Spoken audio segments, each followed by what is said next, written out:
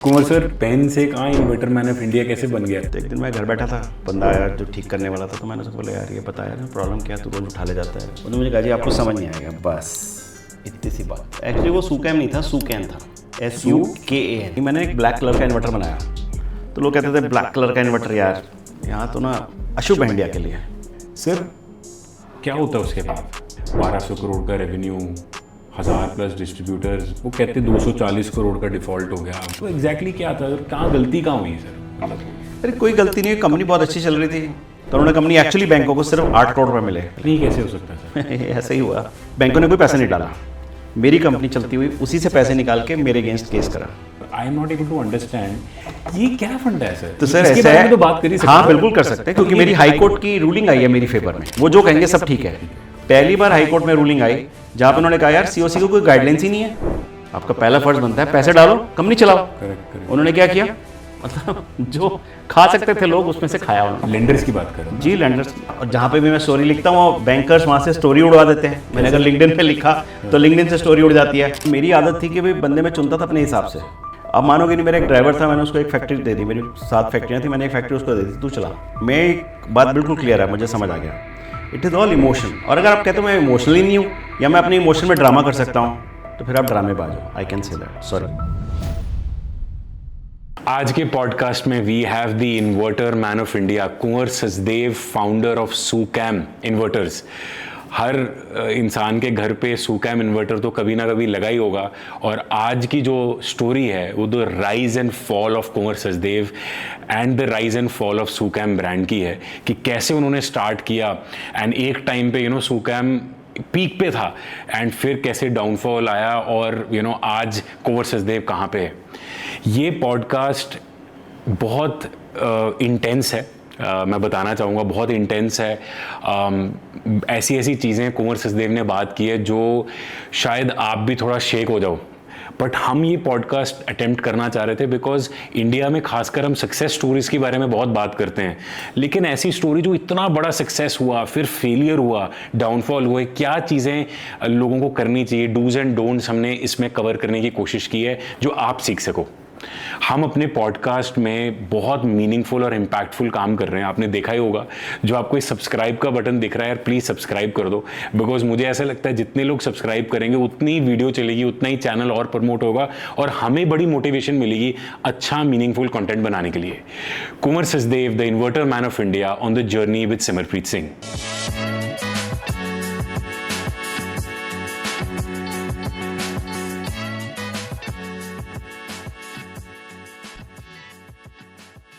Inverter man of India Kunwar Sachdev sir, thank you podcast पे आने के लिए। मैं आपको बता रहा था उस दिन कि जब हम इंजीनियरिंग कर रहे थे ना, तो जब आई एम इलेक्ट्रिकल इंजीनियर, तो हमारे जो प्रोफेसर है ना, जब कोई इलेक्ट्रॉनिक्स या कोई वो लैब होती है जो प्रैक्टिकल लैब, तो उस पर बोलते होते थे कि इन्वर्टर ना सैम्पल पड़ा होता था जब तो हमारी लैब में, तो वो सूकैम का इन्वर्टर था। तो सर आज 2025 में inverter man of India, founder of Sukam के साथ बैठे हैं। सर शुरू से शुरू करते हैं। मैं ये कन्वर्सेशन को 3 चैप्टर्स में डिवाइड करना चाह रहा हूँ, and I told you that day also that कि सर कोई स्क्रिप्ट नहीं है, कोई क्वेश्चन नहीं है, कन्वर्सेशन करेंगे। 3 चैप्टर्स हैं सर। एक तो चैप्टर है कि इतना बड़ा सूकैम जो हाउस होल्ड नेम बना, जो इन्वर्टर पे जो एक तरीके से रेवोल्यूशन ही आप लेके आए हो सर। दूसरा जो पार्ट है ना सर चैप्टर, वो मुझे लगता है सर कि बहुत ज़रूरी है यंगस्टर्स के लिए, खासकर किसी के लिए भी है, इज़ की जो हम राइज एंड फॉल बोलते हैं कोई भी चीज़ का। मुझे लगता है सर लर्निंग ना, हम सक्सेस स्टोरी ज़्यादा बात करते हैं, बट वहाँ पे ज़्यादा देयर इज़ मोर लर्निंग। तो वो एक चैप्टर है कि हुआ क्या, व्हाट हैपेंड। बहुत से नैरेटिव्स चलते हैं कुंवर सर, आपने भी पढ़े होंगे, देखे होंगे, अलग अलग तरीके से आपके ब्रांड को भी टार्निश करने की उन्होंने कोशिश की, तो मैं उस पर भी डीप डाइव करूँगा। एंड थर्ड चैप्टर है जो आप कर रहे हो, जो आपका न्यू अवतार है, जो आपने AI के बारे में बात की। So that is how I want to attempt this conversation. Free willing करेंगे सर, देखेंगे कहाँ जाती है कन्वर्सेशन। आपको जो नहीं अच्छी लगी मेरी बात सर, मत आंसर करना। वैसे मैं कोशिश करूँगा कि हर चीज़ कवर करूँ, बिकॉज मेरे जो लिसनर्स हैं वो सारे यंग लोग हैं, मेजॉरिटी ऑफ दम यंग लोग हैं, बट मुझे पता है ये पॉडकास्ट तो हर एज ग्रुप देखेगा, बिकॉज सूकैम तो सबके घर पे लगा था। सो कुंवर सर शुरू से शुरू करते हैं सर। अब बताओ सर, अर्ली डेज बताओ, कहाँ से स्टार्ट हुआ, एंड फिर करते कन्वर्सेशन सर। मेरे फादर जो थे वो रेलवेज़ में थे, और उनकी जनरली ये थी कि भाई मुझे बिज़नेस करना है, और वो बिज़नेस के चक्कर में हमें रेलवे कॉलोनी से निकाल के पंजाबी बाग ले आए, और पंजाबी बाग में सारे बिजनेसमैन थे। कौन सा ईयर है ये? मैं बहुत छोटा था उस समय, मे बी मैं 5 साल का होऊंगा, 1970s कह सकते हो, मिड 1970s? नहीं 70s भी नहीं कह सकते आप, मतलब 60s में ही होगा। 60s में, ओके। सो फादर लेके आए पंजाबी बाग में, और फिर ऐसा लगा कि सारी यारी दोस्तियाँ उन्हीं लड़कों से होने लगी जो सारे बिजनेसमैन थे। कोई किसी की दुकान थी तो किसी का बिज़नेस, मतलब कोई अपना फैक्ट्री चलाता था, और मुझे मेरे फादर ने उठा के वहाँ एक हंसराज स्कूल है, प्राइवेट स्कूल है, उसमें डाल दिया। एंड ठीक है, जैसे तैसे लाइफ गुजरी। फिर क्योंकि फादर बिज़नेस भी करना चाहते थे और नौकरी भी करना चाहते थे, तो उनका भी लाइफ में बहुत ऊंच नीच रहा, तो उनको ने उठा के मुझे फिर एक टाइम पे गवर्नमेंट स्कूल में डाल दिया। इस टाइम छोटे बच्चे थे, हमें पता नहीं था क्या गवर्नमेंट क्या प्राइवेट, तो ऐसे करके लाइफ बढ़ती गई और आगे चलते गए। और मुझे लगता है कि पहले मैं डॉक्टर बनना चाहता था, पहले मैंने सोचा नहीं यार डॉक्टर बनना, और उसकी तैयारी करी डॉक्टर बनने की, और पहली अटैम्प्ट में मेरा क्लियर भी हो गया MAMC में। लेकिन उस समय क्या होता था कि MAMC में जैसे मेरा क्लियर हो गया, तो जो 12th के रिज़ल्ट बाद में आते थे, तो जब MAMC में क्लियर हो गया मैं बड़ा खुश कि भाई चलो पहले झटके में हम बाहर। लेकिन जब मैं मेरे 12th का रिज़ल्ट आया तो उसमें 49% थे, और उसके लिए क्वालिफ़िकेशन के लिए 50% चाहिए थे। तो फिर बड़ा डिमोटिवेशन हुआ लाइफ में, यार क्या करें। फिर मुझे लगता है कि मैं किसी एक स्टेज पे आके मेरा ये हाल हो गया था कि मैं अपनी ज़िंदगी के फैसले खुद ही लेता था। मतलब 17-18 साल के जब थे आप 17 से भी नीचे कह लो आप, क्योंकि 12th थी। तो मैंने सोचा चल यार ये तो बहुत गलत हो गया, चलो दोबारा 12th करते हैं। तो मैंने अपना स्कूल बदला। स्कूल एक पहले मैं पंजाबी बाग में था, तो मैंने वहाँ से उठा के वेस्ट पटेल नगर में एक स्कूल था, वही गवर्नमेंट का स्कूल था, वहाँ एडमिशन ली, और मैंने 12th दोबारा रिपीट करी। 12th दोबारा रिपीट करके मेरे बड़े अच्छे नंबर, आई वॉज टॉपर, और मेडिकल में कुछ नहीं हुआ। फिर फ्रस्ट्रेटेड लाइफ में क्या यार ये क्या है। सो फिर मैंने सोचा यार क्या करना है, मैंने नहीं यार मेडिकल करेंगे दोबारा से। तो मैंने फिर नंबर बहुत अच्छे थे, मैं चाहता था मैं DC में भी ले लेता, पर मैं इंजीनियर कभी बनना नहीं चाहता था। आई यूज़ टू थिंक यार कभी कुछ नहीं करना है, वो है इंजीनियरिंग ये नहीं करनी, जब चाहे जो मर्जी हो जाए। तो फिर हमने उस टाइम तो मेरे नंबर इतने थे कि मैं DC में उस समय कोई ऐसा एंट्रेंस एग्ज़ाम होता नहीं था, just by your number you could. DC था, IIT था, IIT के लिए एंट्रेंस था, लेकिन DC के लिए एंट्रेंस नहीं था। तो मैंने कहा चलो ठीक है दोबारा से ट्राई करते हैं। तो मैंने इन द बैकग्राउंड ये है कि मेरे फादर की क्योंकि फाइनेंशियल पोजीशन अच्छी नहीं थी, तो मेरे ब्रदर ने बिज़नेस शुरू किया। बिज़नेस भी क्या शुरू किया, उसने किसी के साथ मिल के उसने कहा ठीक है पेन जो हैं वो पेन बनाता था बंदा, ओके, और उसके पेन ले जाके वो बाज़ार में बेचा करते थे। ट्रेडिंग हो गया, मतलब पेन वहाँ से लिया और बेचना। और आपके ब्रदर आपसे बड़े कितने साल बड़े थे? मेरे 2 साल बड़े हैं मुझसे। 2 साल आपसे बड़े थे, ठीक है। तो उसने 12th के बाद आगे स्टडी नहीं करी, ओके, और उसने अपनी काफ़ी मतलब लाइफ उसी तरह से वो कर दी। वो बहुत धार्मिक किस्म का आदमी है, मतलब थोड़ा डिफरेंट है मेरे से, थोड़ा नहीं बहुत डिफरेंट है। तो उसने जाके बेचने शुरू करे, 1-2 बार वो मुझे ले गया, मुझे भी इंटरेस्ट आ गया। तो मैं तब मेरे ख्याल से 10th में था, ओके, या 11th में रहा होऊंगा। ओके। तो वहाँ से मेरी जर्नी शुरू हो गई, साइकिल पे जाके पेन बेचना और पैसे कमाने। ओके, बट पैरेलली चल रहा ना अभी, पैरेलली चल रहा है। मेडिकल का भी जद्दोजहद चल रही है और आपका बिजनेस हाँ, वाला तो भी मैं स्टार्ट हो गया। 11th से मैं ओके, अगर मैं क्लियर करूँ 10th या 11th में मैंने पेन बेचने शुरू कर दिया था अपने अपने ब्रदर के पर मैं उतना जाता नहीं था, पहले मैं कम जाता था, वही सारा कर रहा था। फिर धीरे धीरे मेरा इंटरेस्ट पैदा हो गया। तो 11th 12th first year, second year, third year ऐसे मैं उसके साथ पेन में जाता रहा, और धीरे धीरे हमारा चीज़ें भी बिल्ड होनी शुरू हो गई। और मुझे तो सेल्समैनशिप मेरे खून में चली गई, क्योंकि इतने यंग एज में आप जाते हो किसी को बेचने जाते हो। तो फिर एक दिन मुझे ब्रदर ने बोला जा यार तू अब अकेला जा, आज तो ठीक हो गया, स्मार्ट हो गया, अब तो अकेला जा। मुझे याद है एक आर के पुरम की मार्केट है, उसमें एक कोई स्टेशनरी की मार्केट, स्टेशनरी का एक वो दुकान थी, और मैं पहले बाहर खड़ा रहा काफ़ी देर कि भाई कैसे जाऊँ, क्या करूँ, अंदर जाऊँ नहीं जाऊँ। एंड वो फर्स्ट सेलिंग मैंने खुद करी, घुसा, बात करी डर डर के या जैसे भी। क्या ईयर होगा सर, कुछ 1980 होगा शायद, आई थिंक 70s क्या 80 हो सकता है, 1980 क्या। मेरे को इतना याद नहीं रह गया। तो वो मेरी फिर शुरुआत हो गई। और आप जैसे मेडिकल और इंजीनियरिंग का चल रहा था, तो फिर आपने मतलब क्या 12th के बाद फिर एग्जैक्टली क्या किया फिर आपने? 12th के बाद मैंने हिंदू कॉलेज ज्वाइन कर लिया, अच्छा, Delhi university. Delhi university, it was one of the finest colleges. और मैंने वहाँ पे स्टैटिस्टिक्स ज्वाइन कर ली। अच्छा, मतलब इंजीनियरिंग तो नहीं करनी? नहीं तो स्टैटिस्टिक्स मैंने इसलिए ज्वाइन करी कि मुझे लगा यार चलो मैथ मेरा बड़ा स्ट्रांग है, तो स्टैटिस्टिक्स तो कोई इशू नहीं है, तो मैं अपनी मेडिकल की आराम से तैयारी कर सकता हूँ। अच्छा, मेडिकल का वो कीड़ा अभी भी नहीं खत्म हुआ? हाँ, मैं फर्स्ट ईयर में फिर दोबारा से अटेम्प्ट किया।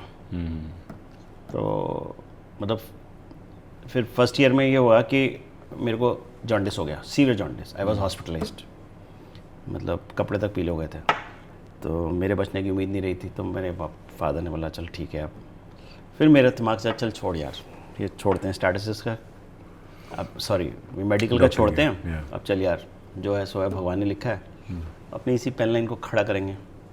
तो मैंने फिर first year, second year, third year college किया और ज़िंदगी आगे बढ़ गई। तो क्या हुआ फिर सर? पेन से कहाँ इन्वर्टर मैन ऑफ इंडिया कैसे बन गया? नहीं, इन्वर्टर तो बहुत बात की बात है मेरी लाइफ में। वो वाला टाइम बताओ, बिकॉज ये आपने सर पब्लिकली बहुत कम बात की इसके बारे में। मतलब लोग आपका वो इन्वर्टर वाले पे तो हम चलो करेंगे, बट वो क्या था सर, वो दोज 10-15 ईयर्स? पेन में क्या हुआ कि मैं जैसे कॉलेज में मैंने पेन के हिसाब से ब्रांड रखा। मेरी एक लड़की से दोस्ती हो गई, पहला मतलब प्यार कह सकते हो या जो इन्फेचुएशन कह सकते हो। पहला एक लड़की से दोस्ती हुई, तो मेरी जूनियर थी, तो उसके साथ मैंने नाम रखा सुकैन। अच्छा। तो फिर उसमें था, उसका नाम था, मेरा नाम था, हमने 2 बच्चों के नाम रख लिए। ये भी सोच लिया अगर लड़का लड़की भी हुआ तो कोई बात नहीं, नाम चेंज हो जाएंगे। तो पहले ऐसे होता था। और हमारे टाइम में ना एक्चुअली इतने ज़्यादा चक्कर चला नहीं करते थे, मतलब it was a very rare thing, but it happened. तो सुकैन बेसिकली उनका नाम था, आपका उसमें से कुछ जुड़ा और 2 बच्चों का नाम कर गया। अच्छा, तो आपने पेन का नाम सुकैन रखा? तो मैंने ऐसे सोचा भाई सुकैन का ब्रांड चालू करूँगा। ओके। फिर वो लड़की चली गई US की, शादी हो गई। फिर हम भी थोड़े दीवाने हो गए, 1 साल फेल होते होते बचे। तो नाम नहीं चेंज किया? लेकिन नाम तो फिर बहुत ज़्यादा दिमाग में चल चुका था। तो एक्चुअली वो सुकैन नहीं था, सुकैन था, SUKAN। मतलब इसका क्या, हाउ कि जैसे आपका तो कुमार हुआ ना, यहाँ से कुमार, यहाँ से नाम होगा। ओके, तो सुकैन से फिर कैम कैसे बन गया? सो वो भी कहानी बताता हूँ। तो वो फिर कॉलेज किया। कॉलेज के बाद मैंने ब्रदर को ज्वाइन कर लिया फुल फ्लेज। तब तक ब्रदर ने नई सड़क में दुकान खोल ली थी, और हमारे पास एक मारुति हो गई थी, मारुति वैन, जो एक मतलब ठीक था भाई, मारुति वैन है बंदे के घर में, तो मतलब ठीक ठाक है, ठीक चल रहा काम। सो फिर मैं उसके बाद काम करने लगा। फिर मैं चाहता था मैं ब्रांड पैदा करूं और मैं मैन्युफैक्चरिंग शुरू करूं। तो वगैरह यार ठीक ठाक बिजनेस चल रहा है, इतनी मुश्किल से हमने इतने सालों में यहाँ खड़ा करा काम। ये ब्रांड का चक्कर छोड़, जिसका बिक रहा है उसका बेचते। खैर अपने दिमाग में थोड़ी टिंग टांग थी, नहीं यार। फिर खटपट होने लग गई कि भाई मैं कहता नहीं भैया, तो मैं तो इतने सालों से सोच के आया था मैंने ब्रांड बनाना है और मुझे मैन्युफैक्चरिंग भी करनी है। तो फिर थोड़ा सा मेरा ब्रदर, फिर मेरे फादर ने मुझे समझाया यार देख ऐसे नहीं कर, हमने लाइफ में बहुत बुरा टाइम देखा है। मैं ठीक है जी, मैंने दुकान पे जाना बंद कर दिया, घर बैठ के। कॉलेज ख़त्म हो चुका था, आगे कोई एडमिशन वगैरह ली नहीं थी, तो मैंने लॉ में एडमिशन ले ली इवनिंग में। मैंने कहा चल कुछ तो कर रहे हैं, लॉ में एडमिशन कर लेते हैं। तो लॉ में एडमिशन ले ली।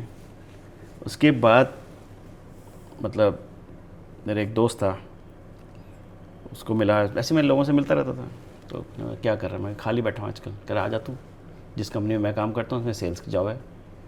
मैं चलो आजकल तो कुछ भी दे दो यार, मतलब घर बैठने से गालियाँ खाने से घर वाले भी ऐसे देखते थे यार ये कुछ कर नहीं रहा। तो मैंने कहा चलो ठीक है, मैं उसके साथ चला गया। तो एक कंपनी थी श्याम एंटेना के नाम से, और वो लोग श्याम एंटेना जी, तो वो लोग अपना केबल टीवी के बिजनेस में थे and they were coming up. So मैंने उनको ज्वाइन कर लिया। वहाँ पे भी जो बॉस था उसने मेरा कोई इंटरव्यू लिया नहीं, ठीक है जी ज्वाइन। सेल्समैनशिप हमारे खून में थी, वो आती थी। तो हम इलेक्ट्रॉनिक्स में घुस गए। अब इलेक्ट्रॉनिक्स का हमें नहीं आता, घुस गए। फिर हमारा दिमाग तो वही था बिज़नेस। 2 साल मैंने नौकरी करी और 2 साल में मैंने वहाँ का एक बंदा था, उसको मैंने बोला चल यार बिज़नेस करना है। तो हाँ करेंगे, ठीक है जी। तैयारी वैयारी कर ली, अपना रजिस्ट्रेशन दिया, बाहर आ गए और बिज़नेस चालू। और वो जो टेक्निकल बंदा था वो फंस गया, उसको उनको पता लग गया कि भाई ये छोड़ के जा रहा है, तो उन्होंने उसको जैसे तैसे करके सेट कर दिया। मैं अकेला बाहर। अब अपने को इलेक्ट्रॉनिक्स का तो कुछ बैकग्राउंड पता नहीं थी और प्रोजेक्ट में ले बैठा था अपने हाथ में बड़े सारे। केबल टीवी है ना? Cable TV. तो केबल टीवी की इंस्टॉलेशन, तो it was a CATV MATV। उस टाइम पे ना केबल टीवी नहीं आया था। अच्छा। उस टाइम क्या होता था, होटलों में लोग कॉमन एंटेना यूज़ करते थे और एक VCR चैनल, और उससे सारे कमरों में डिश वगैरह ऊपर लगते होते ना? उस टाइम डिश भी नहीं थी, डिश तो फिर बाद में आई। तो एनीवे उसने तो साथ नहीं दिया। फिर हमने जैसे तैसे करके इधर उधर से बंदे उठा के किसी कंपनी के शाम के बंदे लाए करे, कभी केबलिंग करा रहे हैं, कभी कुछ करा रहे हैं। सुकैम के नाम पे ना? हाँ हाँ, ना, मैंने ब्रांड शुरू सुकैम ही था। ब्रांड सुकैम। ये सर कमाल की शिद्दत का प्यार है सर आप। तो फिर ये सुकैम की भी स्टोरी क्या है कि एक बंदा, जब वो मैंने पहले कंपनी शुरू करी, उस टाइम पे ना हाथ से वो डिज़ाइन बना के लाते थे। उस टाइम कंप्यूटर पर कोई डिज़ाइन नहीं बनते थे। करेक्ट। तो वो हाथ से बना के लाया, उसमें लिख के लाया सुकैम। मैंने कहा यार साले नाम तेरे को सुकैम दिया था, तो सुकैम लिख के ले आया। अब इसका मतलब था 350 रुपये और लगेंगे। अब दोबारा करवाऊंगा। मैं कहा चल छोड़ यार, सुकैम ही ठीक है। सुकैम ही ठीक है। That company's name was Sukam cable TV systems, which I started the first company. कितना क्या ईयर होगा? 1986 टाइप? 86 ना? तो 86 में मैंने कंपनी शुरू करी और and you must be what 24? 23-24। 23 हो सर। ओके। और फिर हमने बंदे रिक्रूट करे, ट्रेनिंग करी, मैंने खुद सीखना शुरू करा, किताबें पढ़ी, ये करा वो करा, तो ज़िंदगी शुरू हो गई। और उसमें मैंने जान लगा दी सीखने में। खुद ही केबलिंग करता था लोगों के साथ लग के, और तो धीरे धीरे वो भी काम समझने लग गया, सीखने लग गया। फिर उसमें मैन्युफैक्चरिंग शुरू कर दी। मैन्युफैक्चरिंग किस चीज़ की? उसमें एम्पलीफायर थे, मॉड्यूलेटर थे, डायरेक्शनल कपलर्स थे, सो वो सब चीज़ें बनानी शुरू करी। तो मॉडल क्या था? मतलब आप होटल्स के पास जाते थे, उनको बोलते थे कि आप ये केबल टीवी इंस्टॉलेशन है? होटल्स हो गए, मल्टी स्टोरी बिल्डिंग्स उस टाइम आने लग गई थी, सोसाइटीज़ आने लग गई थी। तो सोसाइटीज़ में सबको ये था कि कॉमन एंटेना ले लो, एक VCR ले लो, सबके घरों में हो जाएगा। तो उसकी केबलिंग होगी, उसकी पूरी डिज़ाइनिंग होगी सिस्टम की, तो वो मैं करता था। तो ऐसे करते करते बिज़नेस सही चलने लग गया, समझ पड़ने लग गई, एंड अच्छा वाला काम सेट हो गया। मतलब when I came into inverter business it was 98। तब तक मैं अच्छे पैसे कमा चुका था। तो मतलब 86 से 12 साल अच्छा काम कर चुके थे आप? अच्छा काम कर चुका था और पैसे वैसे कमा लिए थे। 100 बंदा मेरे पास काम करता था, एंड ठीक था। फिर एक दिन ऐसे मेरे घर में इन्वर्टर लगा हुआ था और वो बंदा आता था, कभी कुछ ख़राब कभी कुछ ख़राब। तो एक दिन मैं घर बैठा था, वो बंदा आया जो ठीक करने वाला था, तो मैंने उसको बोला यार ये बता यार प्रॉब्लम क्या है, तू रोज़ उठा ले जाता है। उसने मुझे कहा जी आपको समझ नहीं आएगा, बस इतनी सी बात थी। वो पंजाबी को लगी बात है। तो मैंने कहा चल ठीक है भाई, मैं उठा के ले गया। अब हम तो इलेक्ट्रॉनिक्स में तो थे ही। मैंने खोल के देखा, मैंने कहा तो बहुत ही बेकार टेक्नोलॉजी है, हम इससे अच्छी टेक्नोलॉजी तो हम अपनी इन्वर्टर्स में बना, मतलब सॉरी उस टाइम पे हम जो केबल टीवी के एम्पलीफायर बनाते थे, मॉड्यूलेटर बनाते थे, वो तो बड़ी सोफिस्टिकेटेड और सैटेलाइट के डिश, उस टाइम में सैटेलाइट के रिसीवर भी बनाने लग गया था। मैंने कहा यार ये तो साली बड़ी बेकार टेक्नोलॉजी, इसमें तो कोई ना PCB ढंग का, ना तारें, ना कुछ, कोई कनेक्टर नहीं। ठीक है, तो मेरे पास इंजीनियर्स थे ही अपने, पर वो थे RF के इंजीनियर्स, क्योंकि हम लोग तो स्पेक्ट्रम एनालाइजर, नेटवर्क एनालाइजर्स पे काम करते थे। तो फिर उन्होंने कहा ठीक है जी देखते हैं, खोला, उन्होंने करा। फिर मैंने अपने दोस्तों को, मेरे दोस्त यार थे, एक कनाडा में बैठा था, उस टाइम RV के एंटेना इन्वर्टर यूज़ होते थे उनकी गाड़ियों में। मैंने कहा तू भेज इन्वर्टर, उसको जो मिला उसने भेज दिया। फिर किसी और से मंगवाया, कुछ और मंगाया। उस टाइम ना कैलकाटा के इन्वर्टर चलते थे, जितने भी इन्वर्टर थे वो देवर ऑल किट उसकी सारी कैलकाटा से आती थी, और लोग डब्बा अपना लगा देते थे। असेंबली हो गई ना बेसिकली? असेंबली हो गई। फिर हमने कॉपी करके इधर से उधर से एक अच्छा सा इन्वर्टर बनाया। और टेक्नोलॉजी पहले सारी ट्रांजिस्टर थी, हमने मॉसफेट कर दी। ऑब्वियसली वो पहली बार चलना ही नहीं था। तो मुझे लगता है कि शायद मेरी ज़िंदगी में ना एक आदत सी पड़ गई है फेलियर्स की। मतलब मैं जो भी काम करता हूँ वो फेलियर से शुरू होता है और बस पर मैं लग जाता हूँ। मतलब मुझे अब ये बात अपने बारे में समझ आ गई है कि मैं कोई भी काम शुरू करता हूँ ना फिर उसको छोड़ता नहीं मैं। मतलब लोग होते हैं ना जैसे चल नहीं चला छोड़ दिया, वो मेरा केबल टीवी में यही आया। उसके बाद इसमें भी यही हुआ कि इन्वर्टर चला नहीं, पहले 1.5 साल ऐसे निकल गया, दोस्त यारों को लगा रहे हैं, ख़राब होकर आ रहे हैं, फट रहे सारे हैं। गालियाँ दे रहे होंगे क्या हो रहा है भाई? हाँ गालियाँ तो नहीं, खैर मेरे दोस्त यार ठीक ठाक हैं, अच्छे दोस्त हैं, मतलब ऐसा कुछ दिक्कत नहीं है। तो करते करते करते हमने 1.5 से 2 साल में हमने इन्वर्टर चला दिया। 2000 में? हाँ मतलब आप समझ लीजिए 2000 में 99 ही कह लीजिए। 2000 में तो 6 चलने लग गए थे, हमने 400-500 इन्वर्टर लगा लिए थे। फिर मुझे लगा यार ये इन्वर्टर जो बिजनेस है ये ना, सारे इन्वर्टर घरों वाले ना, सारे घर के इन्वर्टर से? घरों and with MOSFET technology? With MOSFET. MOSFET। तो फेलियर वाज अराउंड 30%, 20%। एंड जो वो ट्रांजिस्टर इन्वर्टर थे उनमें भी 50% का फेलियर था। और लगाने जाते थे लोग, चलते नहीं थे, पहले दिन ही नहीं चलते थे, फिर वो बंदे करते रहते ठीक ठाक। कौन थे उस टाइम पे? उस टाइम बड़े सारे प्लेयर थे, मतलब ज़्यादातर मेरे को लोकल ब्रांड्स थे। Luminous was before me. Okay, Luminous was already there. Luminous already था? या तो Luminous actually they were a distributor of Exide, okay उन्होंने अपना इन्वर्टर का भी शुरू कर रखा था okay. So they started manufacturing inverter before you? Before me. तो हमने फिर 2000 में लॉन्च कर दिया इन्वर्टर? लॉन्च कर दिया। और फिर मैंने सोचा यार चलिए इन्वर्टर की ये वाली कंपनी बंद करते हैं, केबल टीवी वाली। तो कि मैंने कहा यार इसमें भी फोकस रहेगा, इसमें भी फोकस रहेगा तो मुश्किल हो जाएगा, हमारे इंजीनियर्स तो कॉमन ही हैं। तो उसने मुझे बड़ा समझाया लोगों ने, तो पागल है, चलता हुआ काम है, अच्छे पैसे आ रहे हैं। मैं कोई बात नहीं, कर लेंगे। तो हमने वो धंधा बंद कर दिया। तो अब तो बूम कर ही रहा होगा ना, मतलब 2000 ठीक था में तो boom. Cable actually TV boom की बजाय ना उस टाइम में केबल टीवी में बड़े सारे इंटरनेशनल प्लेयर आ गए थे, जी टीवी और ये लोग, सिटी केबल वगैरह। And they were bringing equipments which were, मतलब मुझे पता था ये ज़्यादा दूर जाएगी नहीं, ज़्यादा देर नहीं चलने वाला, क्योंकि हमने इंडिया में कोई बहुत अच्छी टेक्नोलॉजी तो बनाई नहीं थी। नकल नुकल करके जो चीज़ें बना लेते थे। उसमें मैंने काफ़ी मतलब R&D करने की कोशिश करी, बट नहीं हुआ उसमें। नहीं, ऐसा नहीं हुआ, ठीक चला।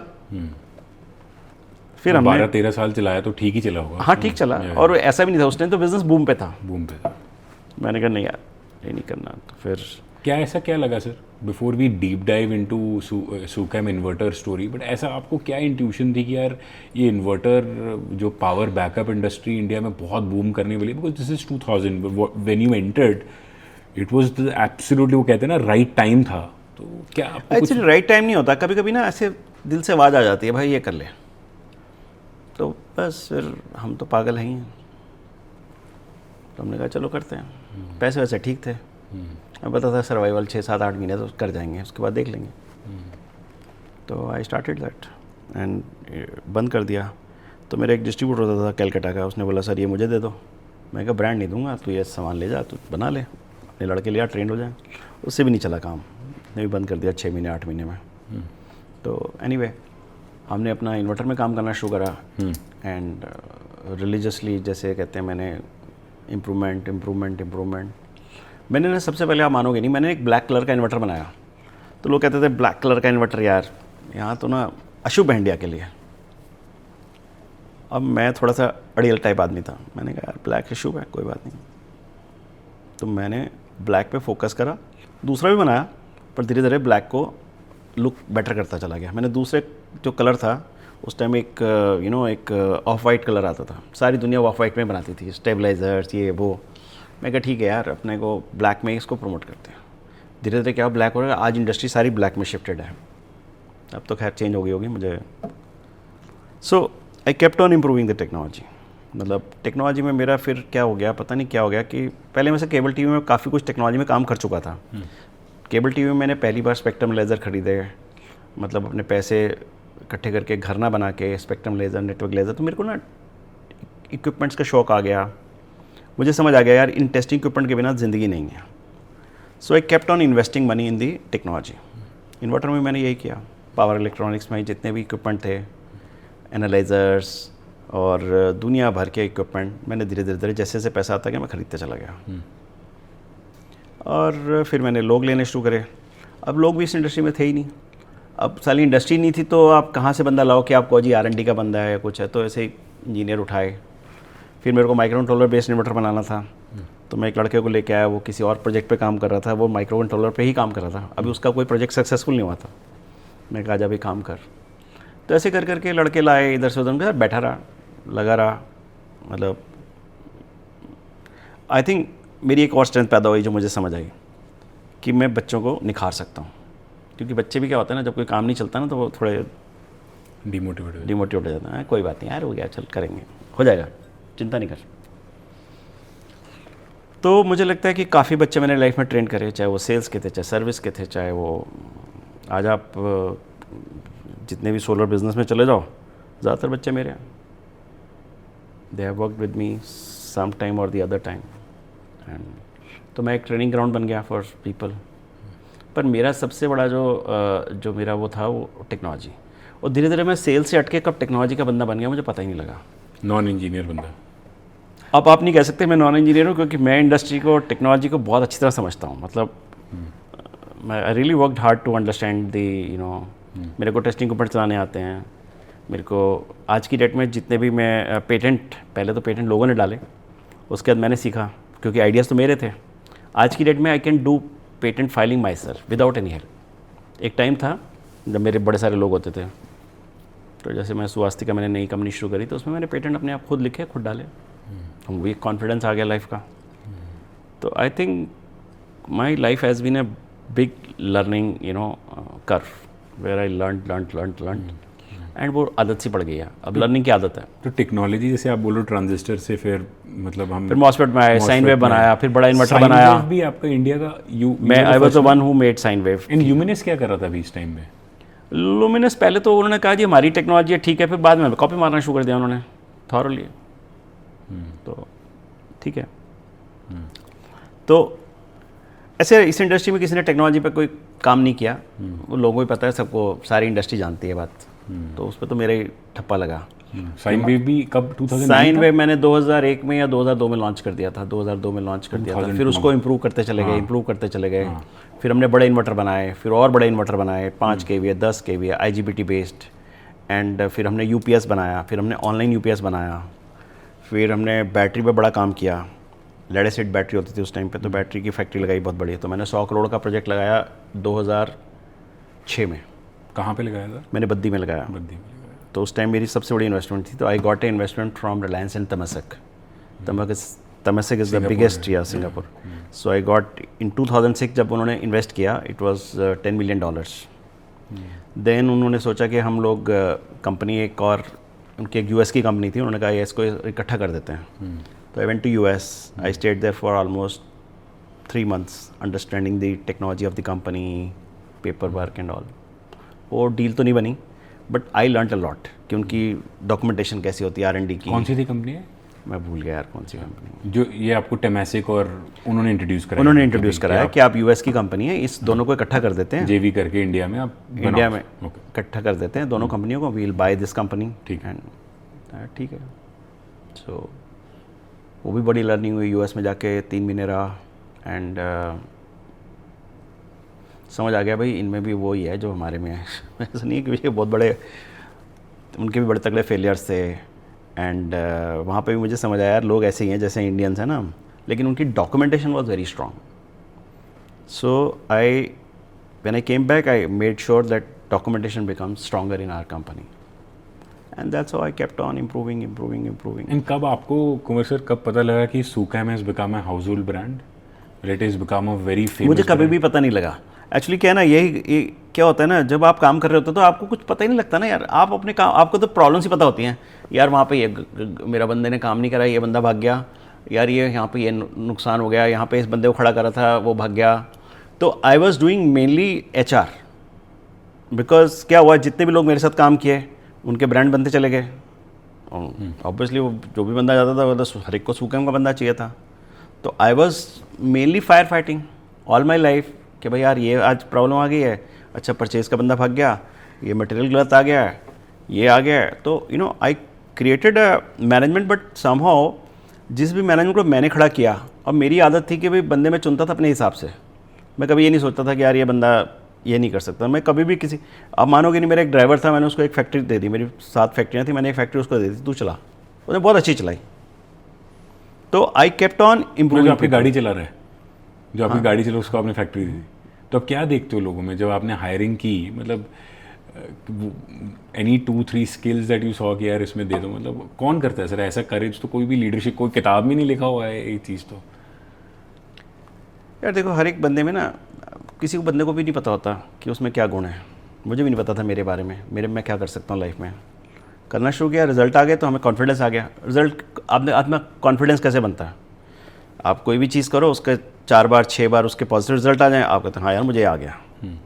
तो आई थिंक बहुत सारे लोग हैं जिनको, अब जैसे मैं खुद टेक्नोलॉजी से बंदा नहीं हूँ, तो टेक्नोलॉजी इंपॉर्टेंट, मैनेजमेंट लेवल पे टेक्नोलॉजी या ये सब चीज़ें इंपॉर्टेंट नहीं है। मैनेजमेंट पे तो मैनेजमेंट का माइंडसेट चाहिए कि भाई ये माइंडसेट है। इंग्लिश भी आनी ज़रूरी नहीं है। मैं तो आई डोंट केयर कि आपको इंग्लिश आती नहीं आती, हमने कोई इंग्लिश थोड़ी बुलवानी है तुमसे। मैनेजमेंट, एक मैनेजमेंट का बंदा चाहिए। अब परचेज़ है, अब परचेज़ में आप बंदा टेक्निकल ले लो, तो यार टेक्निकल ठीक है, टेक्निकल तो आप बड़े सारे रख सकते हो, बट जो बंदा सही में चीज़ों को समझ के भाव तोल करे और ये समझे चीज़ की इंपॉर्टेंस क्या है, ठीक है। लेकिन अगर परचेज में आपने लिया, टेक्निकल आदमी लिया, अब उसको तो भाव तोल नहीं करना आता, उसको ये समझ नहीं आता है यार ये चीज़ इंपॉर्टेंट है, टाइम इंपॉर्टेंट है या चीज़ इंपॉर्टेंट है। वो कभी कभी कहेगा नहीं जी मेरे को इस प्राइस में मिल रही है, काम रुकवा देगा आपका, जी सर ये मेरे को प्राइस नहीं मिल रहा, ये मेरा प्राइस था। तो मुझे क्या लगता है कि बहुत जगह मुझे ये लगा कि जो लोग थे जो सोचते थे बड़े ठीक ठीक, मतलब मैं क्या बोलूँ उसके बारे में, मुझे लगा यार ये कर सकता है, मैंने उसको वहाँ रखा। और मेरे अभी तक के कैरियर में मैंने जितने भी लोगों को उठा के कहीं लगाया, आप मान सकते हैं 95% सक्सेसफुल थे, 5% ही फेलियर रहा होगा। But were you a tough person to work with? Oh yes, I was a very tough person. बहुत लोगों को हार्ट अटैक कराया मैंने। Why do you say that? अब देखो, हम पैशनेट बंदे हैं, हमें ये चीज़ चाहिए तो चाहिए। मैं तो खुद ही अपने लिए भी टफ हूँ, मतलब मैं अपनी लाइफ में भी बड़ा टफ हूँ, अपने साथ ही टफ हूँ। Give me an example. So मैं हर टाइम अपने को गालियाँ देता रहता हूँ कि मैंने ये ठीक नहीं किया, मैंने ये ठीक नहीं किया, मैंने ये ठीक नहीं किया, and it is there for years. I never said कि मैंने कुछ चीज़ ग्रेट कर दी, मतलब मैं कहता हूँ यार मेरी ये 4 गलतियाँ हैं, अगर मैंने ये ठीक नहीं किया होता तो मैं और अच्छा कर देता। So I criticise myself like anything.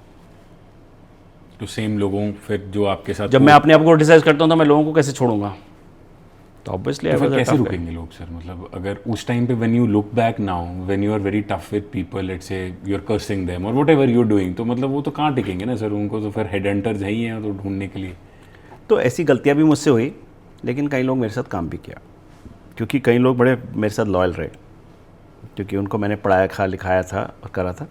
और ऐसा नहीं कि मैं गालियाँ देता था, बट हाँ ऐसा भी इंसिडेंस हुए because I was rash with people and if you look back I realise what you said, it was there. But क्या है, जब आप काम कर रहे हो तो आपको कुछ और दिखता नहीं ना। मैं उसकी इंटेंशनली तो किसी को बेइज्जत नहीं कर रहा, लेकिन मेरे को काम में इतना ज़्यादा होता है कि मुझे काम फ्रस्ट्रेशन हो जाती है। ये करना है तो करना है, ये टाइम पीरियड है तो ये टाइम पीरियड है। आप मानोगे नहीं, मेरी मीटिंग्स ऐसे होती थी कि अगर मैंने किसी को 9 बजे बुलाया तो वो 8:45 बैठा होता था, और मैं भी 9:05 9:10 में होता था। सब बोले आज आपकी मीटिंग थी, तो आई वॉज रेडी। आपने मैसेज भेजा, मैं चलने लगा तो आपने मैसेज आया यार 15 मिनट और लेट है, तो मैंने कहा चलो ठीक है। But I am still very particular about time, I am so particular about time. मैं फ्रस्ट्रेटेड हो जाता हूँ कि अगर टाइम लोग अडेयर नहीं करते। अब लोग आप कहते हैं इंडिया में ऐसे ही होता है इंडिया में, लेकिन मेरे को कोई फ़र्क नहीं पड़ता। मैं तब से आज तक सेम हूँ, मेरे को लोगों से फ़र्क नहीं पड़ता कि लोग नहीं मानते, कोई बात नहीं, मैं तो मान रहा हूँ ना। But when you look back जब पीक पे सुकैम थी, लाइक 2000s ले लेते हैं या अर्ली 2010 11, मतलब बिल्कुल ही पीक पे है ना। तो when you look back, do you feel that you could have managed people much better with more compassion? Definitely yes. इसमें कोई वो नहीं चाहिए। मैं I would not like to give you any मैंने क्यों सही किया गलत किया। Yes, straight away answer is yes. But when I ask you that, कि आपको पता तो लग ही गया होगा ना सर, सुकैम एक हाउस होल्ड ब्रांड बन गया, मतलब एक ल्यूमिनस जैसी कंपनी, और भी जो इन्वर्टर में थी, आपने टेक्नोलॉजी एडवांस की। सर ऐसा तो नहीं हो सकता ना सर, नहीं पता लगता ना। आप इतने डिस्ट्रीब्यूटर्स आपके बन तो गए, क्या हो गया, हम काम में लगे हुए ना, हमें पता यार आज कल क्या करना है, परसों क्या करना है, यार ये वाली टेक्नोलॉजी हमसे नहीं बना पा रहे, ये वाली चीज़ें ठीक नहीं चल रही हैं यार, R&D में बंदे उठा के लाने हैं, इनको ये सिखाना उनको सिखाना। ये लाइफ ऐसे बीत जाती, पता नहीं लगता ना यार। अच्छा, आपका हाईएस्ट मोमेंट क्या था उस टाइम पे? हाईएस्ट मोमेंट मतलब आपने सुकैम इन्वर्टर से 2000 में स्टार्ट की, 2000 से 2013 तक 13 साल की मैं एक जर्नी लेता हूँ, उसमें आपका हाईएस्ट मोमेंट क्या था यार, सबसे हैप्पीएस्ट मोमेंट था वो क्या था? I can't recollect that. जैसे आपको कोई, क्योंकि उस टाइम पे तो सर वो कहते हैं ना चढ़ते सूरज को सलाम करते हैं। मेरे लोएस्ट मोमेंट बता सकता हूँ। तो 2002 में मेरी इनकम टैक्स की और एक्साइज की रेट्स हो गई, ठीक है, घर पे 200 लोग। तो जो बंदा आया था, 2002 की बात कर रहा हूँ, 2002, ठीक है, हमें ज़्यादा अभी पता ही नहीं था, हमने ठीक ठाक काम कर लिया। तो जो एक्साइज वाला बंदा आया था वो मेरा आजकल बड़ा अच्छा दोस्त बन गया बड़े सालों में। तो मुझे कहता है सर हम आ गए ना, तो समझो आपका नाम बन गया। मैं कहा यार नाम बन गया तो मेरी जान ले रहे हो, सारे स्टॉक उन्होंने सीज कर लिए। फिर अभी एक्साइज की रेट खत्म ही नहीं थी, इनकम टैक्स की रेट हो गई। तो मतलब मैं तो प्रेशर में था कि यार ये क्या है यार, साला मेरा काम हम बंद कर दिया सब। तो तो ऐसे बड़े सारे इंसिडेंट्स आए जहाँ पे बड़ा सारा चैलेंज आया, लगा बिजनेस ख़त्म, सब कुछ ख़त्म। बट मैंने देखा लाइफ में भगवान जी ने जब भी मेरे साथ कुछ ऐसा किया, सो उन्होंने कुछ ना कुछ एक्स्ट्रा दिया। जब भी कुछ ऐसा गलत हुआ उसके बाद जो मेरा काम हुआ उसमें मैंने और ज़्यादा अच्छा काम किया। तो ये मैं कह सकता हूँ। एंड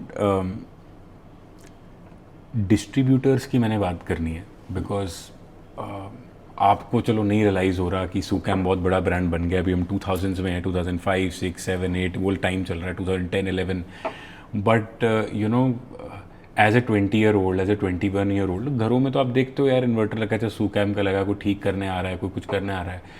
सर मेरे को ऐसा लगता है जो डिस्ट्रीब्यूटर्स आपने से वो सिलेक्ट किए हैं उसके पीछे आप बात करो, बिकॉज मुझे लगता है सर वो आपकी बिगेस्ट स्ट्रेंथ थी, जो आपकी सर्विस और जो आपके डिस्ट्रीब्यूटर आपने बनाए, मतलब वो इतने लॉयल थे उस टाइम में। मुझे नहीं पता सर आपका वो how do you view that, but हम तो जब जैसे कोई सर्विस करने आ रहा है, कोई distributors, they were so passionate about that brand. तो थोड़ा वो टाइम बताओ ना, बिकॉज कितने सर यंगस्टर्स होंगे ना जो अभी मैन्युफैक्चरिंग में घुस रहे हैं और कोई इलेक्ट्रॉनिक इक्विपमेंट बना रहा है या कोई चीज़ है, तो what was the importance of, क्या आपकी स्ट्रैटेजी क्या थी डिस्ट्रीब्यूटर्स अपॉइंट करने की? सो ऐसी कोई स्ट्रैटेजी नहीं थी, मेरे पास लोग आए और मुझे समझ आया ये बंदा ये कर सकता है। मैंने उसको फाइनेंशियली भी सपोर्ट कर दिया, चल भाई ये ले पैसे ले, उधार ले, ये ले वो ले। और डीलर डिस्ट्रीब्यूटर के लिए हमने पहली बार हिंदुस्तान में मेरे ख्याल मैंने डीलर डिस्ट्रीब्यूटर को बुला के उनकी कॉन्फ्रेंस करी। डीलर डिस्ट्रीब्यूटर को? डिस्ट्रीब्यूटर, ठीक है, उनकी कॉन्फ्रेंस करी, उनके घर वालों को बुलाया, उनको मान सम्मान दिया। और मेरा एक पूरा विंग था जो यही काम करता था कि भाई बर्थडेज विश करो, जितने भी उनके घर के लोग हैं बर्थडे विश करो, एनिवर्सरी विश करो, उनको केक भेजो। तो एक पूरा विंग मेरा यही काम करता था कि भाई लोगों को आप, तो सो मेरे दिमाग में जो जो आता गया मैं वो करता गया, ठीक है। और डिस्ट्रीब्यूटर के साथ मेरा हमेशा से चैलेंज रहा कि जो प्रोडक्ट बिकता था वो वही बेचना चाहते थे, और मैं चाहता था नहीं, चाहे मेरे एम्प्लॉयज़ थे चाहे मेरे डिस्ट्रीब्यूटर थे, मैंने नया प्रोडक्ट बना लिया, मैं चाहता था यार तुम ये बंद करो, चलने दो इसको, लेकिन तुम ये ना बेचो। तो उनका हमेशा से मेरे साथ वो रहता था, तो मेरा उनसे भी झगड़ा होता था, मेरे अपने एम्प्लॉय से भी झगड़ा होता था, यार नई चीज़ बनाई है उसमें करो। लेकिन लोगों का जो रहता था वो ये रहता था, यार जो चल रहा है वो सही चल रहा ना, इसको क्यों करना, नए को क्यों करना। कंफर्ट जोन नहीं छोड़ना चाहते थे। कंफर्ट जोन ना हमारे एम्प्लॉय छोड़ना चाहते थे ना डिस्ट्रीब्यूटर छोड़ना चाहते थे, तो झगड़ा मेरा सबसे रहा। कितने डिस्ट्रीब्यूटर्स हो गए थे सर एक टाइम पे? एक टाइम में मेरे इंडिया के अंदर अराउंड 900 के आसपास, 900 प्लस थे, 1000 टच करने वाले थे। और फिर इंटरनेशनल में हर जगह डिस्ट्रीब्यूटर थे। आपके इंटरनेशनल ज़्यादा कहाँ थे? नेपाल वगैरह भी तो आपका काफ़ी था ना? नेपाल बांग्लादेश तो था ही। हमारा अफ्रीका बहुत अच्छा था, अफ्रीका मिडल ईस्ट में हमने अपना ऑफिस खोला दुबई में, फिर एक ऑफिस खोला हमने नाइजीरिया में, कब की एक बात ऑफिस है? खोला बांग्लादेश में। कब की बात है? होगा 2008, 9, 10 होगा। तो बांग्लादेश में ऑफिस खोला। तो मतलब जितनी भी दुबई पर आप मानोगे नहीं, मेरा दुबई जाना बहुत हुआ। ऑफिस खड़ा किया वहाँ पे, बड़े सारे चैलेंजेस थे, रेगुलेटरी चैलेंजेस और ये वो, तो वहाँ पे भी डिस्ट्रीब्यूटर थे। तो ऐसे मतलब। और कितनी फैक्ट्रीज हो गई थी सर अब तक? मेरी 7 फैक्ट्रियाँ थी। So at the peak of Sukam there were 7 factories across India?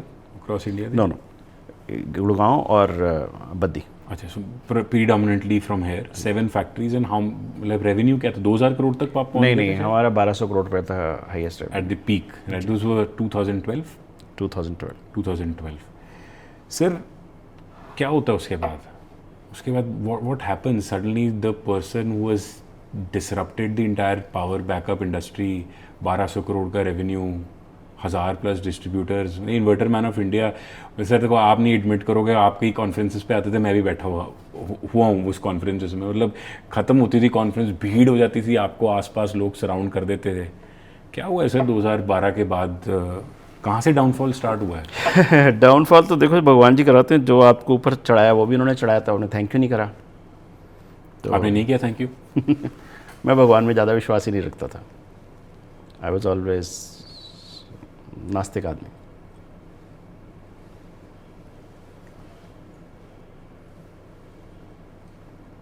तो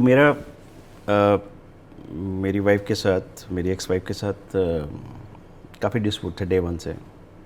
शायद सूखा में इसीलिए बनी कि मैं घर वापस नहीं जाना चाहता था। तो अब मुझे समझ आता है, जब मैं बैक में देखता हूँ तो मुझे लगता है कि यार ये सब चीज़ें कारण से हुई। कारण क्या थे? ये कारण थे। तो मुझे लगता है कि मेरा झगड़ा चालू हो गया था 2010 में, डाइवोर्स चालू हुआ। It was a very messy divorce. तो उसने मेरे पे बड़े सारे एलिगेशन लगा दिए एंड मैं थोड़ी देर के लिए भ्रमित हो गया। तो कंपनी में मेरा जाना आना कम हो गया।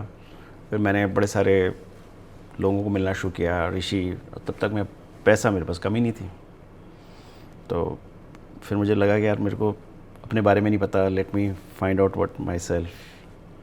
तो मैं बड़े सारे लोगों को मिला, जैसे कोई ऋषि था या कोई मतलब पंडित था, सबको जाके मिला, समझना चाहता था फिर।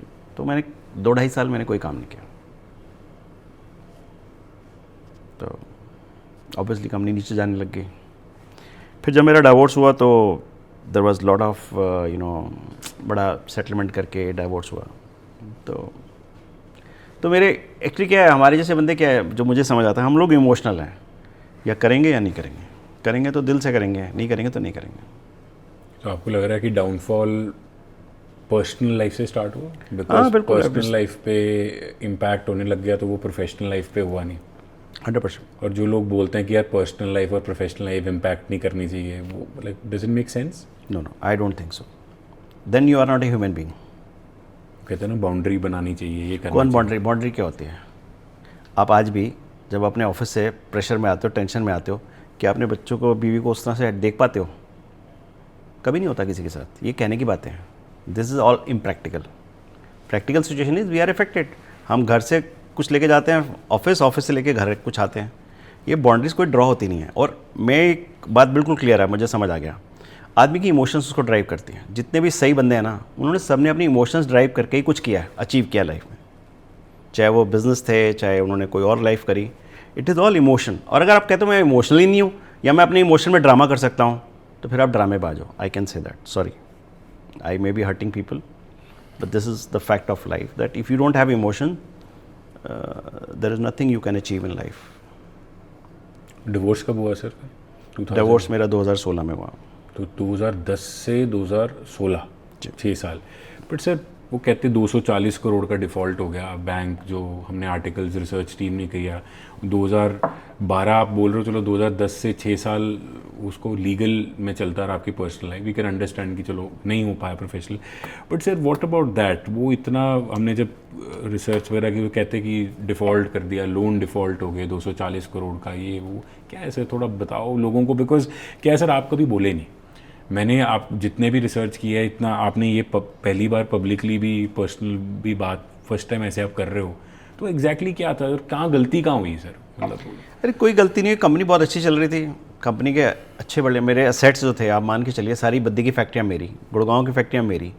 जो बुक्स पे 150 करोड़ की तो प्रॉपर्टी बुक्स पे पड़ी हुई थी। वो आप सोचो, जब इन्होंने कंपनी ली, टेक ओवर ली, जब NCLT में कंपनी टेक ओवर हुई, तो NCLT में कब हुई? 2018 में? NCLT 2018 में हुई, ठीक है। तो 2018 में मैंने पूरा दम लगाया और मेरे पास 2 इन्वेस्टर थे जिन्होंने कहा ठीक है हम 500 करोड़ देते हैं आपको, आप कंपनी को NCLT से बाहर निकाल दो। उन्होंने बैंकों से बड़ी नेगोशिएशन करी कि भाई आप कंपनी को NCLT से बाहर निकालो, हम देते हैं पैसे, हम लगा रहे पैसे, आप ले लो। बैंक माने नहीं। और इवन जब प्रोसेस होता है, NCLT में एक प्रोसेस है कि आप जब आते हो तो आप कंपनी को वैल्यू करते हो। 2 वैल्यूअर होते हैं, तो दोनों बिग 4 वैल्यूअर्स थे जिन्होंने वैल्यू करी 300 करोड़ की वैल्यू। तो भी 300 करोड़ की वैल्यू थी, मतलब which was more than 250 crore, ठीक है। एंड चलो किस्मत में लिखा था। तो उन्होंने कंपनी एक्चुअली बैंकों को सिर्फ 8 करोड़ रुपए मिले, कंपनी बेच के सिर्फ 8 करोड़ रुपए मिले। नहीं, कैसे हो सकता है सर? ऐसे ही हुआ। नहीं, अगर आपके पास एसेट्स ज़्यादा उन्होंने थे, बेच दी भाई, लिक्विडेशन में कंपनी बेच दी, बंद करके कंपनी बंद पड़ी रही 2 साल 3 साल। आपसे कोई पर्सनल रंजिश तो नहीं थी? ऐसा कुछ रंजिश वंजिश का सवाल नहीं है। जब आपका टाइम अच्छा है तो आपका टाइम अच्छा है, ख़राब है तो ख़राब है, रंजिश का तो कोई सवाल नहीं है। नहीं, बट सर मैं अभी भी 2010-12 में स्टक हूँ। मेरे को वो 4 साल ना बहुत ज़रूरी है, बिकॉज आप चलो पर्सनल वी कैन अंडरस्टैंड, ठीक है चल रहा है, it is not impacting. You said 2010 से 12 में पीक पे चल रहा है सुकैम, आपने इंटरेस्ट नहीं दिया। क्योंकि आपका क्या होता है ना, जब आपकी एक बॉल रोलिंग में होती है ना, तो उसको स्पीड इतनी ज़्यादा होती है तो आपको फ़र्क नहीं पड़ता, मतलब वो स्पीड आप कम नहीं कर सकते, क्योंकि वो कंपनी की स्पीड चल रही थी। वो मोमेंटम था जिसमें मेरा रोल नहीं था, मेरे एम्प्लॉइज़ का और बाकी लोगों का रोल था। वो चल रहा है। सो वो मोमेंटम जो डाउन है वो कुछ साल बाद पता लगता है। That is what you are saying, right? But sir मतलब if I may ask you, जैसे आपने अभी बड़ी with lot of humility accepted कि हाँ ठीक है यार, मतलब अपने लोगों को और कंपैशनेटली ट्रीट करना चाहिए था। बट सर कुछ ऐसी गलतियाँ जो आप अब लुक बैक करते बोलते हैं नहीं यार ये नहीं करना चाहिए, बिकॉज सर बहुत से लोग हैं ना, मतलब we can also guide them, जो सुन रहे हैं आपको, जो आपको आइडियल मानते, आज भी मानते, जो आपने बोली बात कि सोलर बिजनेस में, मैं सोलर बिजनेस में हूँ, कितने लोग हैं सर आज भी जो इन्वर्टर हम खरीदते हैं अपने सोलर प्लांट्स के लिए, आज भी बोलते हैं कि यार कुंवर सर हमारे बॉस थे, मतलब हमारे बॉस के बॉस होते थे, आज भी लोग हैं। So it's a fact. But sir फिर भी कुछ तो प्रोफेशनली गलतियाँ होंगी ना सर जो की उस टाइम पे, जो नहीं की, बचा सकते थे। सिमरन जी एक बात बताओ, लाइफ में जो अच्छा हुआ वो किस वजह से हुआ वो आपको नहीं पता होता। वो आपकी हार्डवर्क है या आपका ये है, ये तो सब मतलब कहने की बातें हैं। गलतियाँ हुई ठीक है, बड़ी सारी गलतियाँ करते, पर आप अच्छे काम भी तो करते हो। तो आप या तो अच्छे कामों को बहुत गिनवाओ, वो भी गलत, और गलतियों पे ज़्यादा दिमाग लगाओ, वो भी गलत। कुछ बेसिक गलतियाँ ठीक है, समझ आ गई।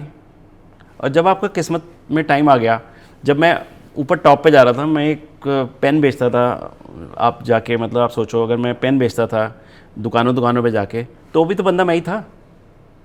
फिर भगवान जी ने ऊपर चढ़ा दिया कि भैया बिज़नेस क्लास में चल रहे हैं, जो गाड़ी खरीदनी है, जो घर खरीदना है खरीद लो।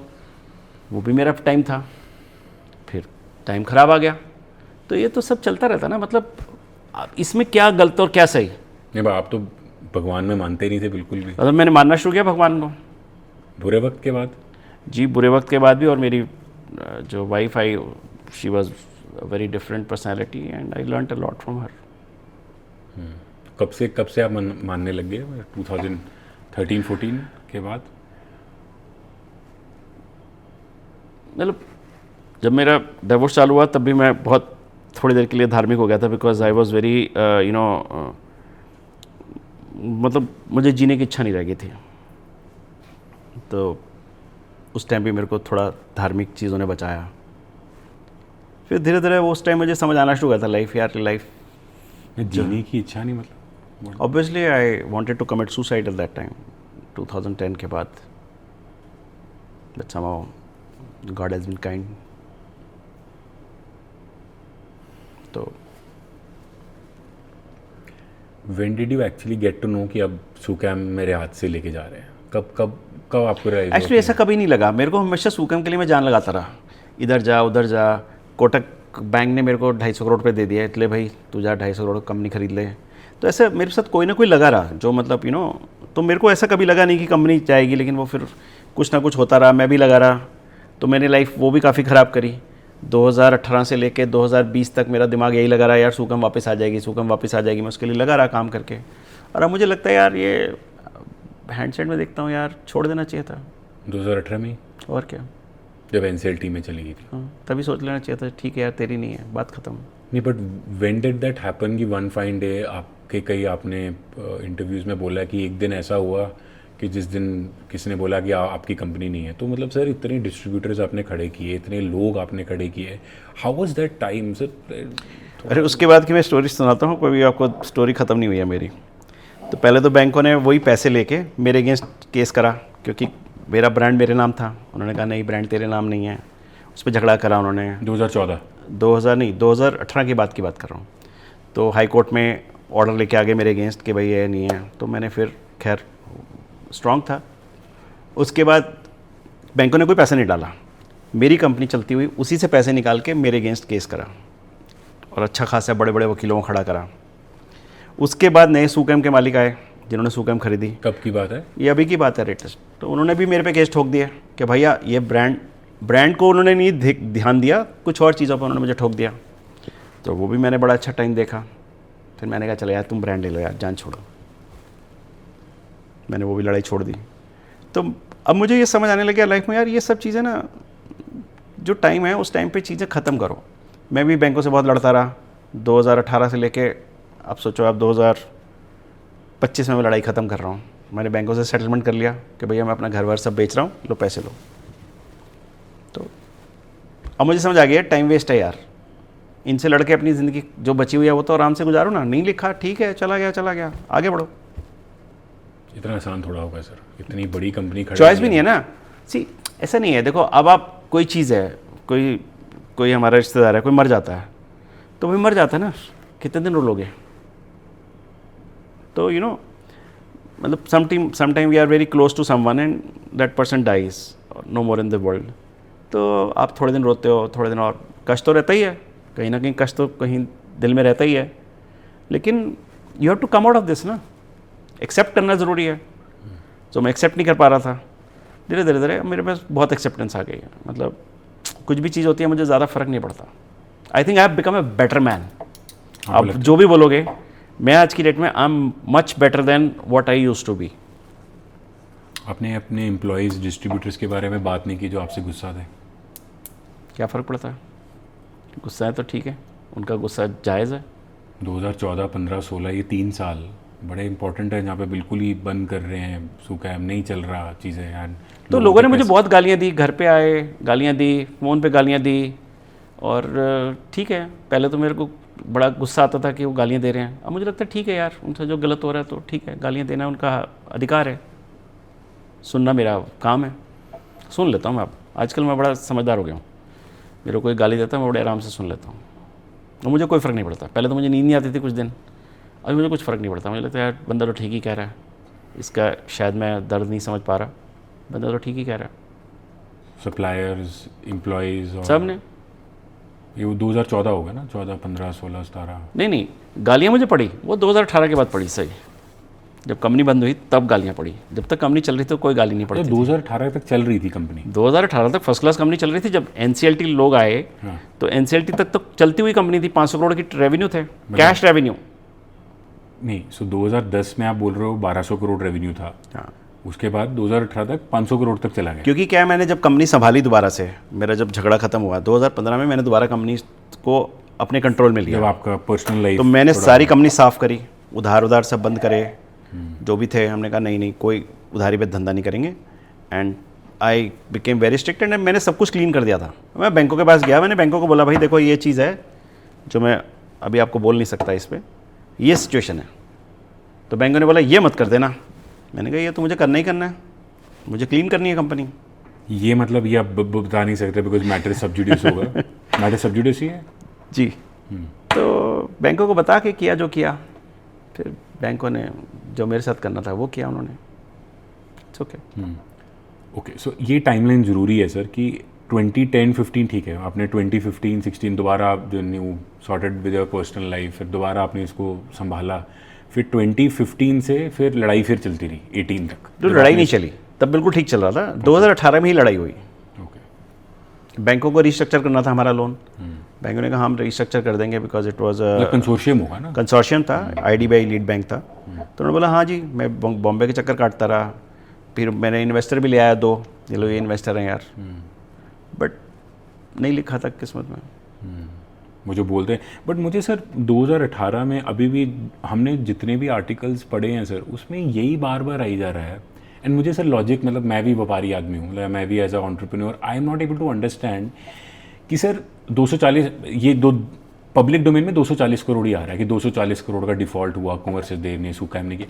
लेकिन अगर एसेट्स ज़्यादा पड़े हैं, लेकिन एसेट्स अगर, ये तो वही बात होगी ना, लोन 10 रुपये का और आपके पास 15 रुपये मतलब आपके पास पड़े हैं तो आप 2 पैसे 5 रुपये तो फिर भी सरप्लस है। ये क्या फंड है सर? तो सर इसके बारे में तो बात कर ही सकते हाँ हो। बिल्कुल कर सकते हैं, क्योंकि मेरी हाई कोर्ट की रूलिंग आई है मेरी फेवर में। हाई कोर्ट ने यही कहा, हाई कोर्ट ने जब मैंने उनसे लड़ाई लड़ी तो मैंने कहा यार देखो जी यार, अब ये था, उन्होंने मेरी एक हाई कोर्ट की रूलिंग आई जिसमें उन्होंने कहा कि अभी तक जितना था, जितनी भी रूलिंग्स थी वो COC के फेवर में थी। कि COC क्या होता है? कमेटी ऑफ ठीक क्रेडिटर्स है, हाँ, कि वो सुप्रीम है, वो जो कहेंगे सब ठीक है। पहली बार हाई कोर्ट में रूलिंग आई जहाँ पे उन्होंने कहा यार सीओसी को कोई गाइडलाइंस ही नहीं है, तुम साले जो मर्जी कर दो, कंपनी उठा के बर्बाद कर दो, और ये सुकम का केस है। सो बट उससे फ़ायदा मेरे को कोई फ़ायदा नहीं हुआ ना, तब तक कंपनी बिक चुकी, झगड़ा हो चुका, सब कुछ खत्म। वो तो मेरी फेवर में हाई कोर्ट की, दिल्ली हाई कोर्ट की जजमेंट है। ये तो अब आई हुई है ना, हाँ मतलब अभी 2-2.5 साल पहले। 2-2.5 साल पहले। But so you are saying कि 2018 में एनसीएलटी का लॉजिक था ही नहीं, क्योंकि आपके पास पैसे थे उसको आप एक बात बताइए, आप एक स्ट्रेस कंपनी में आए, बैंक्स हैं, एक स्ट्रेस कंपनी में आए जहाँ आप स्ट्रेस में बैठी है कंपनी, तो आपको पहला फ़र्ज़ क्या बनता है? आपका पहला फ़र्ज़ बनता है पैसे डालो, कंपनी चलाओ। करेक्ट। उन्होंने क्या किया? कोई पैसा नहीं डाला, उसी कंपनी से लीगल खर्चे करने शुरू कर दिए, उसी कंपनी से जो मतलब जो एक ऑलरेडी स्ट्रेस असेट था उस पर और असेट डाल दिया, पीडब्ल्यूसी के खर्चे, आरपी के खर्चे, लीगल के खर्चे, दुनिया भर की चीज़ों के खर्चे, और अपनी मीटिंगें हो रही हैं, सीओसी की मीटिंग्स हो रही हैं 5 स्टार होटल्स में, सब जो बचा हुआ था उसको उन्होंने उजाड़ा। मेरा लेंडर्स की मेरा तो एक एग्जाम्पल है, मेरे एक एग्जाम्पल है कि उस कंपनी को जो मतलब जो खा सकते थे लोग उसमें से खाया उन्होंने। लेंडर्स की बात कर रहा हूँ जी लैंडर्स की, क्योंकि उन्होंने तो सीओसी थी, उन्होंने कंपनी चलानी थी। और फिर सिस्टमेटिकली आपसे पैसे नहीं लिए और 2018 में एनसीएलटी में डाल दिया, यही हुआ जी। बट सर चलो, बहुत से लोग अब जो देख रहे होंगे तो वो बोल रहे हैं कि यार ये तो सिमर तो सिर्फ कुंवर सचदेव का नैरेटिव लेके आ रहे हैं, ये तो उनकी कहानी है ना, उनकी स्टोरी है। तो मैंने तो बड़ी जगह लिखा, बैंक ने तो कभी आज तक जवाब नहीं दिया, और जहाँ पे भी मैं स्टोरी लिखता हूँ वो बैंकर्स वहाँ से स्टोरी उड़वा देते हैं। मैंने अगर लिंक्डइन पे लिखा तो लिंक्डइन से स्टोरी उड़ जाती है, तो ये छोड़ दीजिए। अब मैं तो बोल रहा हूँ ना अब आपको, उनको देने दो स्टेटमेंट। मैं तो हाई कोर्ट पे लड़के आया इसी बात पे कि सारों ने मेरी कंपनी ख़राब कर दी, तो उसमें क्या है? मैं तो अभी भी वही स्टैंड कर रहा हूँ, ओपनली बोल रहा हूँ पब्लिक के सामने। अब आप तो इसको पब्लिक ही करोगे ना, तो मैं तो अभी भी बोल रहा हूँ, पहले भी बोला, अब भी बोल रहा हूँ। लेकिन बात मैंने ख़त्म कर दी। मैंने कहा ठीक है जी, बैंकों ने फिर मेरी पर्सनल गारंटी रिवोक कर दी। आपने पहले कंपनी ले ली, वो कब रिवोक हुई? वो उसी टाइम रिवोक हो जाती है जब आपके चलता है, तो उन्होंने पर्सनल गारंटी रिवोक कर दी। तो चलो कंपनी तो आपने बेच दी मेरी, जो जीरो में बेची आपने। अब मेरी पर्सनल गारंटी है, क्योंकि आप 250 करोड़ का आप कह रहे हो, 650 करोड़ बन गया, तो अब 650 करोड़ का मेरे पे वो लेके बैठे हो। 250 करोड़ कैसे बन गया? 6.5 इंटरेस्ट लगता रहता ना। हाँ, 240 जो डिफॉल्ट हुआ। अच्छा, डिफॉल्ट हो, उस पर इंटरेस्ट लग रहा है, तो आपने अब 650 करोड़ बना दिया। तो अभी मैंने 650 करोड़ पर सेटल करा उनसे, अपने सब कुछ बेच बाच के। कब? अभी किया सर? बस अभी आप मान के चलिए कि इट हैज़ हैपेंड जस्ट, जैसे आप मुझसे बात कर रहे हैं तो मेरा घर मतलब इट इज़ फॉर सेल। तो अभी क्या है सर 2025 में क्या चल रहा है? मतलब if you are saying that, मतलब it is like everything is sold now, क्या फ़र्क पड़ रहा है? लाइफ अच्छी चल रही है, जान तो छूटी। इतना झगड़ा, इतना वो स्ट्रेस, रोज ये CBI ED इतने सारे केस चल रहे हैं, तो जान तो छूटी। You are at peace? I am very much peace, I am very happy. सही बताओ सर। सही, इसमें सही यार, बंदे पे इतना स्ट्रेस डाला आपने, CBI ED कब तक नहीं अरेस्ट होएगा, कब क्या होएगा, उतने टेंशन चल रहे हैं। अब ठीक है यार, जो बेच बाच के पैसे दे के जान छोड़ी, ठीक है जी, काम धंधा मैं कर ही लूँगा, वो मुझे कॉन्फिडेंस आ चुका है कि यार ये लाइफ में मेरे साथ चलता रहेगा।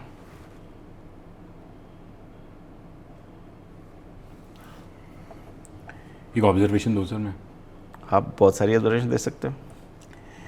मुझे सर पता नहीं क्यों ऐसे लगता है कि जितनी भी ये सक्सेस स्टोरीज होती हैं ना, रैग टू रिचेस ही हो गया आपका भी एक बहुत, मतलब सर 20 साल के बाद भी इन्वर्टर मैन ऑफ इंडिया तो एक ही होगा ना जी, सिंपल सी बात है, वो तो कुंवर सचदेव ही होगा, और तो कोई बन नहीं सकता। बट सर मुझे अभी भी ऐसा लगता है कि,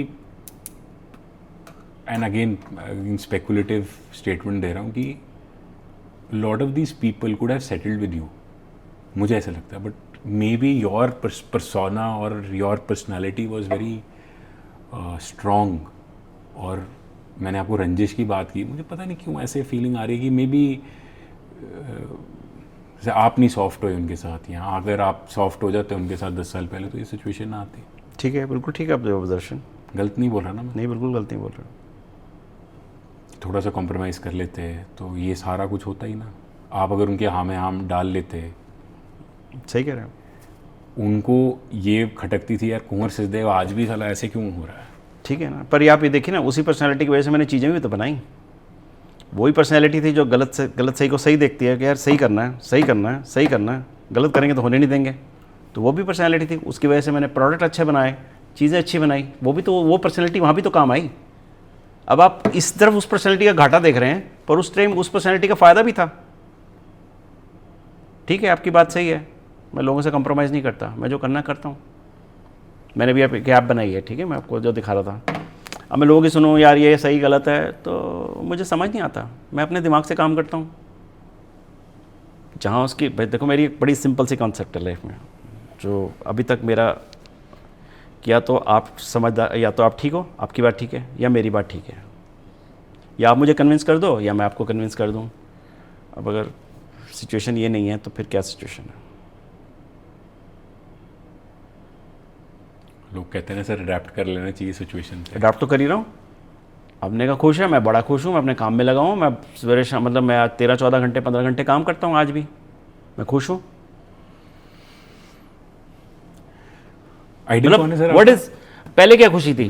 पहले मेरे को इस बात की खुशी थी कि यार मैं सुगम का मालिक हूँ, सुगम बहुत बड़ी कंपनी होगी। मुझे कभी भी नहीं थी यार, मैं तो टेंशन से घिरा हुआ था। आज क्या टेंशन है? ठीक है भाई, जो चला गया चला गया, भगवान जी खाने को दे रहे हैं, रहने के लिए अच्छा जुगाड़ दे रखा है, बाकी हम कर लेंगे। कोई आइडियल है आपका सर? किसी को मानते हो बिजनेस वर्ल्ड में, किसी को मानते हो यार? जब आप पीक पे भी थे, सुकैम पीक पे, I always followed Ratan Tata. He is no more, but I always followed him. Sir chapter number 3 थोड़ा वो हो गया, काफ़ी भारी हो गया, बड़ा मतलब it is you know these conversations also you know बहुत से थॉट्स, क्योंकि हमारा sir format, I am not a journalist right, I am an entrepreneur, I am just a curious person. ये मेरे को होता है कि हमारा इंटेंट ही यही है सर, हमारे पॉडकास्ट से आपने देखी भी होंगे जो गेस्ट हम लेके आए हैं, कि जिन्होंने नेशन बिल्डिंग में काम किया है सर, राइट। एंड मुझे ऐसा लगता है सर इंडिया में खासकर एंटरप्रेन्योरशिप, खासकर अगर कोई फेलियर हो जाए तो इतना उसको इतना बढ़ा चढ़ा के करते हैं, वो दोबारा खड़ा नहीं करने देते। बट सिलिकॉन वैली यूएस में ही नहीं है, यूएस में फेलियर्स को सेलिब्रेट किया जाता है। अब देखो कितने भी entrepreneurs second third time success करके इतनी बड़ी कंपनीज बनाए। तो बिकॉज अगर इंडिया में वो कल्चर नहीं है कि जो एक बार जिस पे सर बेसिकली तो दाग ही लग गया ना सर, एक तो दाग लग गया कुंवर सचदेव को, उन्होंने टार्निश कर दी, उसकी रेपुटेशन टार्निश कर दी कि जिसने तो डिफ़ॉल्ट कर दिए, लोन डिफ़ॉल्ट कर दिए, प्लाना टिमकाना। तो चैप्टर नंबर 3 कैसा आप स्टार्ट कर रहे हो सर? मतलब अब how tough is it to work in India now for you? Because हम सक्सेस स्टोरीज तो सारी ग्लोरीफाई करते हैं, but your a story which was you started a sector, inverter का हाउस होल्ड नेम बना के फिर डाउनफॉल किया, जो भी कारण था, चलो पर्सनल प्रोफेशनल छोड़ के।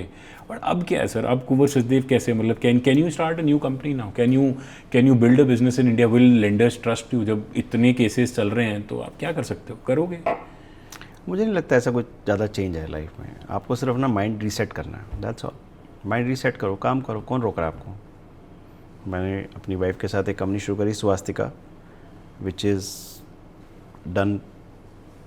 जितने पैसे में हमने काम शुरू किया उतने हिसाब से ठीक ठाक काम कर लिया। बड़े सारी टेक्नोलॉजी के पेटेंट फाइल कर दिए, बड़े सारे काम कर दिए। ठीक है, बैंकर्स ने हेल्प नहीं करी, कई बार डिस्ट्रीब्यूटर ने भी हेल्प नहीं करी, बिकॉज उन्होंने बोला यार तुम्हारी ये कंपनी फेल हो चुकी है तो दोबारा भी फेल होगी। चलो ठीक है, दैट इज़ ऑल देयर है ना माइंडसेट, कोई फ़र्क नहीं पड़ता। ये स्वास्तिका के बारे में बताओ, कब बनी? ये 2019-20 की बात है। ओके। और अब मैं आपको अपना पर्सपेक्टिव देता हूँ कि नई कंपनी बनाई, अब हमें इतना कुछ आता है, हमें टेक्नोलॉजी के बारे में मालूम है, ज्ञान है, क्या कर सकते हैं। पहले वाले जो कंपनी थी तो उसमें तो मुझे कुछ पता नहीं था इन्वर्टर क्या होता है, कितनी स्ट्रगल करी। यहाँ तो मुझे पता था इन्वर्टर क्या है और नेक्स्ट क्या करना है। So we kept on improving the technology and कुछ लोगों ने साथ दिया, कुछ ने नहीं दिया, इट डजंट मैटर। ये तो होता ही है ना, मतलब ये तो लाइफ के साथ सबके साथ ही होता है। मेरे साथ कोई अलग होता है तो मुझे नहीं लगता। बट आपको पता है आपने ये करना है तो आप उसमें खोए हुए हो। नई कंपनी में खोया रहा। पहले तो मैंने कुछ डिप्रेशन में था, मैंने कुछ साल 2-1 साल तो मैं बहुत निकलने मुझे टाइम लगा, बट फिर मैंने काम करना शुरू करा। ठीक है, अच्छा काम किया। क्या कर रही थी वो कंपनी? तो अभी हमने इन्वर्टर्स में और सोलर में और स्पेशली लिथियम बैटरी में बहुत काम किया।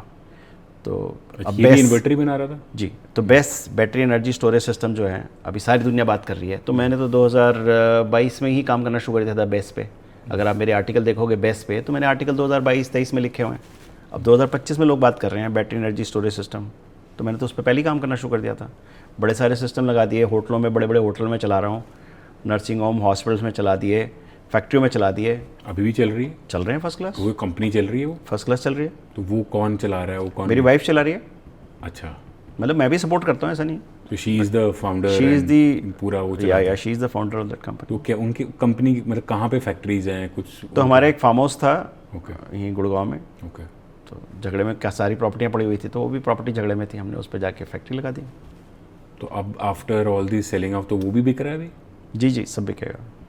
वो फैक्ट्री वगैरह भी फिर स्वास्थ्य का भी बंद होगी अभी? बंद नहीं होगी, स्वास्थ्य का फर्स्ट क्लास चलेगी। अभी तो इन्वेस्टर्स के साथ हमारी बड़ी फाइनल वो डील चल रही है। Okay, will set up a new factory? या we are setting up a new factory. How big is it? मतलब कितने लोग हैं और क्या रेवेन्यू है? 150 बंदा है। रेवेन्यू की मैं बात नहीं करना चाहता। ओके, ठीक ठाक sizeable revenue, you doing profitable company है। You doing best lithium battery, major focus lithium battery, inverter के साथ, यूपीएस के साथ, सोलर के साथ, एंड सोलर की टेक्नोलॉजी पे भी अच्छा काम कर रहे हैं। और हमारा तो वही है ना, we are not into grid feed projects. अब वो था सबसे वाला 1 मेगावाट प्रोजेक्ट, पहले 3 मेगावाट का प्रोजेक्ट मैंने किया था इंडिया में शुरू सेकी के साथ। You have any idea about it? SECI ने पहला 5 मेगावाट का रिलीज़ किया था, उसमें से 3 मेगावाट मैंने किया था। I was the first in India to do megawatt projects. That time nobody was there. 2007 होगा ना? इतने होगा 7-8 मुझे था, क्योंकि मैंने अपनी एक अलग से वो बनाई टीम जो सिर्फ प्रोजेक्ट्स करेगी। बट अच्छा, आज भी पंजाब में जब जाते हैं ना, जैसे कहीं जलंधर या वहाँ पे अभी भी वो जैसे आप पिंडों से या विलेजेस से निकलते हो, उन्होंने पेंट किया होता है वहाँ पे, सू कैम्प्स लिखा होता है। आज भी लिखा हुआ है, पुराना मतलब कि लिखा होगा। But you will continue to run this स्वास्थ्य का जो है। और इसका नाम इसकी नाम के पीछे क्या था सर? तो मेरी बेटी का नाम स्वास्तिका है। हाँ। तो हमने उसको सू रखा, SU रखा, पर लड़की का जो मेरी बेटी का नाम है वो SW है। हाँ। पर सू के साथ मेरा कुछ प्यार है शायद। क्या प्यार है सर? ऐसे लगता है जापानीज है, हैं? ये तो थोड़ा तो लगता ही है ना कि कोई। मैंने बताया ना पहली लड़की वाली जो कहानी उसका नाम ही सू से था। तो पता नहीं वो मेरी लाइफ, पता नहीं, हाँ शायद मेरे साथ। उनको पता है वैसे? ना, ऐसा कुछ मेरा टच नहीं है। नहीं पता। तो स्वास्थ्य का you will continue to run, वो अभी चल रहा है, and you are bullish on that? See देखो, स्वास्थ्य चल रही है, सही चल रही है, और मैं टेक्नोलॉजी पे काम कर रहा हूँ। बट मेरा जो नया इंटरेस्ट है वो है AI। तो मैंने उसके बारे में सर? तो मैंने एक कंपनी शुरू करी है Kumar.ai। और कुंवर आपके नाम पे? मेरे नाम Kumar.ai। और उस पर मैं काफ़ी सारे काम कर रहा हूँ। मैंने एक छोटी सी टीम बनाई है यंगस्टर्स की, और उनके साथ लग के प्रोजेक्ट कर रहा हूँ। तो जैसे मैंने भी आपको एक ऐप दिखाई, म्यूज़िक ऐप, ऐसे बड़ी सारे मैं काम कर रहा हूँ। ऐसे हम पावर पे भी काम कर रहे हैं कि सबकी पावर पे जाके जितने भी बड़े बड़े होटल्स हैं, हॉस्पिटल्स हैं, मॉल्स हैं, उनकी पावर की मॉनिटरिंग करेंगे एंड उनको सेविंग दिखाएंगे कि देखो ये सेविंग हुई आपकी। उसके लिए AI बेस्ड मैं सॉफ्टवेयर बना रहा हूँ। तो ऐसे बड़े सारे काम हैं। मतलब आई एम वर्किंग ऑन मतलब न्यू थॉट। और वैसे भी मेरा ये जो बैंकों का मसला है वो सॉल्व है, खत्म हो गया सारा, 0-0 हो गया। 0-0 हो जाएगा। मतलब the moment I give them the money and everything is done. So I am a free man. तो आई हैव अगेन थॉट कि भाई मुझे क्या करना है लाइफ में। तो Suvastika is one where storage and battery that will continue and AI is my new passion। Apps के बारे में कुछ बताओ, आपके जो लोग सुन रहे हैं, AI पे क्या क्या कर रहे हो और कुछ So AI एक ऐसी चीज़ है जिससे मुझे लगता है कि आप, जैसे मार्केटिंग है, मैंने जैसे जो प्रॉब्लम फेस करे अपनी लाइफ में, मार्केटिंग को लेके, मैन्युफैक्चरिंग को लेके, सेल्स को लेके, तो मुझे लगता है अब AI आने के बाद हर चीज़ में किसी न किसी फॉर्म में AI जन्म लेगी और बहुत सारे चेंजेस आएंगे, चाहे वो इंटरनेशनल हो, चाहे सब लोग बात कर ही रहे हैं कि जॉब जाएंगी और कई जॉब्स क्रिएट भी होंगे, क्योंकि अगर आप एक ही कंपनी चला रहे हो तो आप लोगों को ट्रेन करोगे AI पे, तो obviously there are lot of things which are going to be new jobs will be created and some jobs will be going. मुझे समझ आ गया ये चेंज आने वाला है, तो मैंने इस पर काम करना शुरू कर दिया पिछले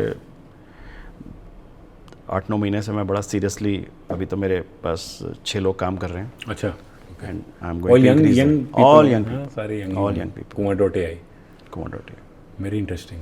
सर 2 क्वेश्चंस हैं and then we'll move towards conclusion. एक आपने सर बात की पर्सनल गारंटीज़ की। बहुत से सर, क्योंकि इंडिया में भी सर एंटरप्रेन्योरशिप लास्ट 10 साल में हाउस होल्ड कम्युनिकेशन बन गई। पहले तो था ना कि जो जॉब करते हैं पेरेंट्स, अब 10 साल में और ओपन हो गया। आपने तो उस टाइम स्टार्ट किया जब बिल्कुल भी बात नहीं थी, लिबरलाइजेशन से पहले किया। सर पर्सनल गारंटी जब रिवोक होती है, मतलब आप वुडियो आज कोई भी लोन लेने जाता है बंदा, तो पर्सनल गारंटी तो देनी पड़ती है, हर आदमी को देनी पड़ती है। तो so that means every entrepreneur is at risk only sir of losing it everything. इस थॉट से तो कोई काम करता नहीं ना। देखिए आज की डेट में जितने भी लोगों ने इन्वेस्टमेंट्स ले रखे हैं, चाहे इन्वेस्टर से ले रखी है, चाहे आपने प्राइवेट इन्वेस्टर से ले रखा है, उसमें भी एक क्लॉज होती है पर्सनल गारंटी की। बैंक्स भी देते हैं, इवन आपको कोई भी इन्वेस्टर आपको पैसा दे रहा है तो उसमें वो क्लॉज डाल के ही देता है। ये तो उसके बिना तो हो ही गया ही नहीं, उसके बिना वो आपको पैसा देगा ही नहीं। मतलब पर्सनल गारंटी अगर तो जो आपने कभी पढ़ी नहीं होती, हमें भी क्या पता था पर्सनल गारंटी क्या होती है। हम धंधा करते रहे, बैंक वाला आया, हमने साइन कर दिए, नेवर अंडरस्टूड की पर्सनल गारंटियाँ क्या होती हैं। पर्सनल गारंटी का क्या मतलब हुआ कि जो पर्सनल भी आपके एसेट्स हैं, हाँ, जितने भी आपके नाम पर्सनल एसेट हैं वो आपके शेयर्स, म्यूचुअल फंड, कुछ भी प्रॉपर्टी, वो सारी आपको उसमें लेंडर्स या उनको जो भी देनी आप पड़ेगी if the company goes bust. Yes. और मुझे बड़े लोगों ने समझाया क्या कि आप अपने ये घर को बेच दो। मेरे पास बहुत साल थे, आप सोचो 2018 से अब 2025 हो गया, बड़े साल थे। मैं अपना घर बदल सकता था, किसी को दे सकता था, किसी के नाम शिफ्ट कर सकता था, फार्म बदल सकता था, मैंने कुछ नहीं किया। अब ये भी तो एक पॉजिटिविटी है कि मैंने नहीं बदला। मुझे लोगों ने समझाया इसको ऐसे कर दो, ऐसे कर दो, मैंने नहीं समझा। अच्छा, तो समझना चाहिए था, नहीं समझना चाहिए था? अच्छी बात है, नहीं समझना चाहिए यार, आसानी से काम हो जाते हैं। अब जब बैंक सेटल कर रहा है तो वो भी कहानियाँ देखता है। बड़े लोग सेटल नहीं हो पा रहे हैं कि उन्होंने कहानियाँ इधर उधर कर रखी हैं, अपने प्रॉपर्टी इधर उधर रखी हुई है, तो उनको बैंक सेटल नहीं करने दे रहा। डाला हुआ है या कहीं डाला हुआ है, कुछ ऐसे भी तो आज की डेट में थिंग्स हैव चेंज्ड, तो things are not easy for you, but कम से कम मेरे लिए तो एग्जिट तो है, इज्जत से एग्जिट मिल रहा है। इज्जत है सर, बहुत अच्छी इज्जत है। वो लोग आज भी रिस्पेक्ट से करते हैं सर, मतलब you feel that when you introduce yourself as founder SUCAM, how do people treat? पहले तो मैं वैसे ऐसे करता ही नहीं था, लेकिन अब मैं करता हूँ, फिर साथ में बोल देता हूँ ये कंपनी चलेगी, ताकि उसको ये ना लगे कि मैं कोई इम्पर्सनेशन कर रहा हूँ। But that's okay. चलेगी मतलब अब कौन चला रहा है, मतलब हाँ, को नए जो लोग जो नए ओनर्स आए हैं वो चला रहे हैं। वो सेम ही उनके पास भी वही फैक्ट्रीज हैं अभी भी? हाँ, वही फैक्ट्रियाँ सब कुछ उनके पास है। उनके पास 7 फैक्ट्रीज ना आपने बोला जी। So there are separate promoters that are now running same business, inverter वगैरह। तो अभी भी स्केल हो गया है सर काफी? मुझे कुछ मालूम नहीं, मैं कोई इंटरेस्ट नहीं दिखाता। Completely disconnected? कनेक्ट होने का कोई तरीका है तो बताइए आप। उसी से तो निकलना है बाहर, निकल गया हूँ, काफ़ी निकल गया हूँ कि वो ब्रांड मैंने क्रिएट किया था या वो ब्रांड किसी टाइम पे। बट ब्रांड तो आपने दे दिया ना सर? हाँ, दे दिया, ठीक है। मतलब एक देखो, जब कोई मर जाता है तो कभी कभी तो याद आती है ना।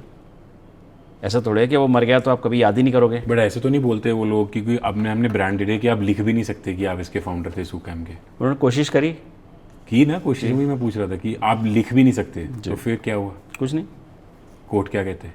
कुछ नहीं। एक कोट वोट हमें समझ आ गई यार। ये थोड़ा है कि कोई कुछ कहेगा ये नहीं कर सकते, वो नहीं करता, हम नहीं करेंगे, चलता है। यंग लोगों को क्या बोलना चाहते हो सर, जो आज कोई स्टार्टअप करना चाहते हैं उनके लिए? यू सीन लाइफ सर, मतलब वर्स्ट टू वर्स्ट टाइम्स भी अभी आप बोल रहे हो घर बेच रहे हो, सारा कुछ बेच रहे हो, and you know with a smile. तो इस स्माइल के पीछे तो कुछ तो रफ एंड टफ आप बन ही गए हो, बट यू सीन लाइफ से राइज एंड डाउनफॉल सारा देखा है। तो क्या कुछ 2-3 एडवाइस दो यंग, जो अब 20-24 साल का कुंवर सचदेव कहीं बैठा है, वो उसके अंदर भी वही अक्कड़ है, वही पैशन है, मेरे को कुछ करना है, मेरे को सुननी नहीं है, तो उनको क्या बोलना चाहोगे? मुझे लगता है कि कोई भी कुछ करना चाहता है ना, तो उसके लिए उसके अंदर ना एक वो कमिटमेंट होनी चाहिए, केयर करना है। कि जैसे मुझे लगता है कि आप जब वो किसी प्यार में पड़ते हो या आपको कोई लड़की पसंद आ जाए, लड़की को लड़का पसंद आ जाता है, तो सवेरे शाम वही दिखता है, वही याद आता है कि यार। तो उस टाइम पे आप और कुछ सोच नहीं पाते। बहुत लोग समझाते हैं भाई तू निकला, ये सब बकवास बातें हैं, लेकिन आप उसमें तो बिज़नेस भी ऐसा है कि आपको उससे प्यार होना चाहिए और आपको उसके सिवा कुछ दिखे नहीं, और आप काम करने लगो तो काम करोगे तो कुछ चीज़ें मटेरियलाइज़ होंगी, कुछ चीज़ें मटेरियलाइज़ नहीं होंगी, बट आप लगे रहो। और बिज़नेस में जो मेरा एक्सपीरियंस आया कि जिस चीज़ से आप शुरू करते हो वो चीज़ तो कहीं रह जाती है, कुछ चीज़ दूसरी में आप घुस जाते हो या तीसरी में घुस जाते हो, तो आपको पाथ मिलना शुरू हो जाता है। तो ऐसे ही है लाइफ कि आपने कोई चीज़ शुरू करी, आप उससे कुछ सीखा, फिर कुछ और करा, फिर कुछ और करा। अब जैसे एआई है, मेरे लिए बिल्कुल नहीं है, मतलब ऐसा थोड़ा है कि मैं बड़ा कंप्यूटर का गीक हूँ, या कंप्यूटर से तो मेरा पाला ही बहुत कम हो गया था, क्योंकि मेरी सेक्रेटरी थी, एक ओएसडी था, वो सब मुझे मेरे मतलब मेल्स बना के भेज रहे हैं, कुछ भी है, जो भी कम्युनिकेशन है, it is all done by them and I am just looking at things. लेकिन मुझे दिखा यार ये, और फिर स्पेशली जब मैं बाहर निकला कंपनी से, तो मेरे बहुत टाइम था, तो मैंने कंप्यूटर पर बैठ के बड़े सारे काम किए। मैं थोड़े डिप्रेशन में भी चल रहा था, तो मैंने वेबसाइट कैसे बनती है, वर्डप्रेस, ये वो दुनिया भर की चीज़ें मैंने देखी। तो मेरा पिछले 5-6 साल से कंप्यूटर के साथ बहुत जिसे कहते हैं दोस्ती सी हो गई। तो दुनिया में क्या चल रहा है, क्या हो रहा है, तो एआई जैसी आई, मैंने पिक करके उसको सीखना शुरू करा। बट मुझे लगता है कि जो सीखने की जो आपकी वो है, जो कर्व है, वो बढ़ना चाहिए, कम नहीं होना चाहिए। आज की डेट में जो लोग बोलते हैं भाई हम रिटायर हो गए, किसी भी स्टेज पे बंदा बोल सकता है मैं रिटायर हो गया, तो रिटायरमेंट का मतलब क्या है? आपके पास कोई गोल होना चाहिए लाइफ का। अगर आपके पास गोल नहीं है लाइफ का, तो फिर आप गुड फॉर नथिंग हो। मतलब कभी कभी लोग कहते हैं ना हम रिटायर हो रहे हैं अब, तो आप देखोगे कोई बंदा रिटायर हो जिसके पास कोई काम नहीं है, वो लड़ेगा, नेगेटिव माइंड चलेगा, जल्दी मर जाएगा, या डेमेंशिया हो जाएगा, या और तरह की बीमारियां हैं। तो it is better to keep this brain working all the time. तो कई लोग हैं सर, एंटरप्रेन्योर्स हैं जो इंडिया छोड़ के चले गए, उनके भी डिफ़ॉल्ट लोन्स चल रहे हैं, भाग गए इंडिया छोड़ के। आपको नहीं आया कभी दिमाग में कि इंडिया ऐसे बहुत कम लोग हैं जो आप जिनकी बात कर रहे हैं कि जो डिफ़ॉल्ट छोड़ के भाग गए, ऐसे बहुत कम लोग हैं, मतलब ना के बराबर लोग हैं। पता नहीं, आप गिन सकते हैं तो उंगलियों पे गिन लेते हैं। कोई लोग तो चोरी थे तो भाग गए, तो आप उनको चोर, वो तो चोरी हैं तो उनको तो कुछ नहीं कह सकते। जैसे नीरव मोदी है, तो वो तो चोरी था ना, तो वो भाग गया। और कितने लोग हैं जो डिफ़ॉल्ट करके भाग गए? ऐसे कोई ज़्यादा एग्जाम्पल है नहीं आपके पास, बताइए। फिर भी वो लोग आप एग्जाम्पल दीजिए जिनके आपके दिमाग में आते हैं एग्जाम्पल। नहीं, मेरे में दिमाग में नीरव मोदी आया, बट तो नीरव मोदी तो चोर था। नहीं, बट आपको लगता है विजय माल्या भी चोर है? बिल्कुल नहीं है। नहीं है, बोलते नहीं। अगला पैसा दे रहा है, अभी भी कह रहा है भाई मेरे से सेटल कर लो। आपने उनकी प्रॉपर्टियाँ ले ली, सब कुछ ले लिया, वो भी कह रहा है भाई पैसा ले लो, क्रिमिनल केस ख़त्म कर दो। नहीं, बट फिर भी सर रिंग फेंसिंग के लिए तो लोग चले जाते हैं, दुबई चले जाते हैं, कहीं और चले जाते हैं, है ही है। मतलब आपको this is public domain knowledge की भी ऐसा बहुत कम है। देखिए हर फील्ड में, चाहे वो बिजनेस है, चाहे पॉलिटिक्स है, चाहे ब्यूरोक्रेट्स हैं, हर फील्ड में कुछ अच्छे लोग हैं, कुछ ख़राब लोग हैं। ख़राब कम है, अच्छे लोग ज़्यादा हैं, तो ही देश चल रहा है। तो अब 2-1 नेगेटिव लोगों के नाम से पूरे लोगों को, कम्युनिटी को ख़राब नहीं कह सकते। पूरी कम्युनिटी को आप चोर नहीं कह सकते। आपके दिमाग में एक बार भी नहीं आया कि छोड़ देते हैं इंडिया?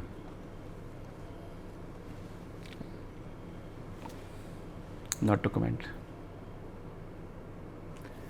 यू वॉट सर 62 क्या एज? I am 62। 62 कैसे याद रखेंगे सर आपके? आप कैसे चाहते हो आपको लोग याद रखें? याद तो रखेंगे, एक लेगेसी वर्ड है, पता नहीं लेगेसी वर्ड को आप कितना मानते हो नहीं मानते, but your 62। I pray that you live another 20, 30, 40 years, जो है ना, लंबी उम्र और हो। बट सर आपके बच्चे भी हैं, there is a community, there is everything. How do you want them to remember you? Why should they remember me? Why should they remember me? ऐसी कोई क्या है कि हम ऐसा कुछ करके जाएं या छोड़े रिमेंबर करें? क्यों? आप कोई भी घर में जाएं, कोई एक पिक्चर लगी हुई है, ज़्यादा से ज़्यादा उस पर एक हार चढ़ा होता है, हार तो कोई बदलता नहीं, हार लगा के छोड़ देते हैं। मेरे मरने के बाद की मेरी इच्छा क्यों होनी चाहिए?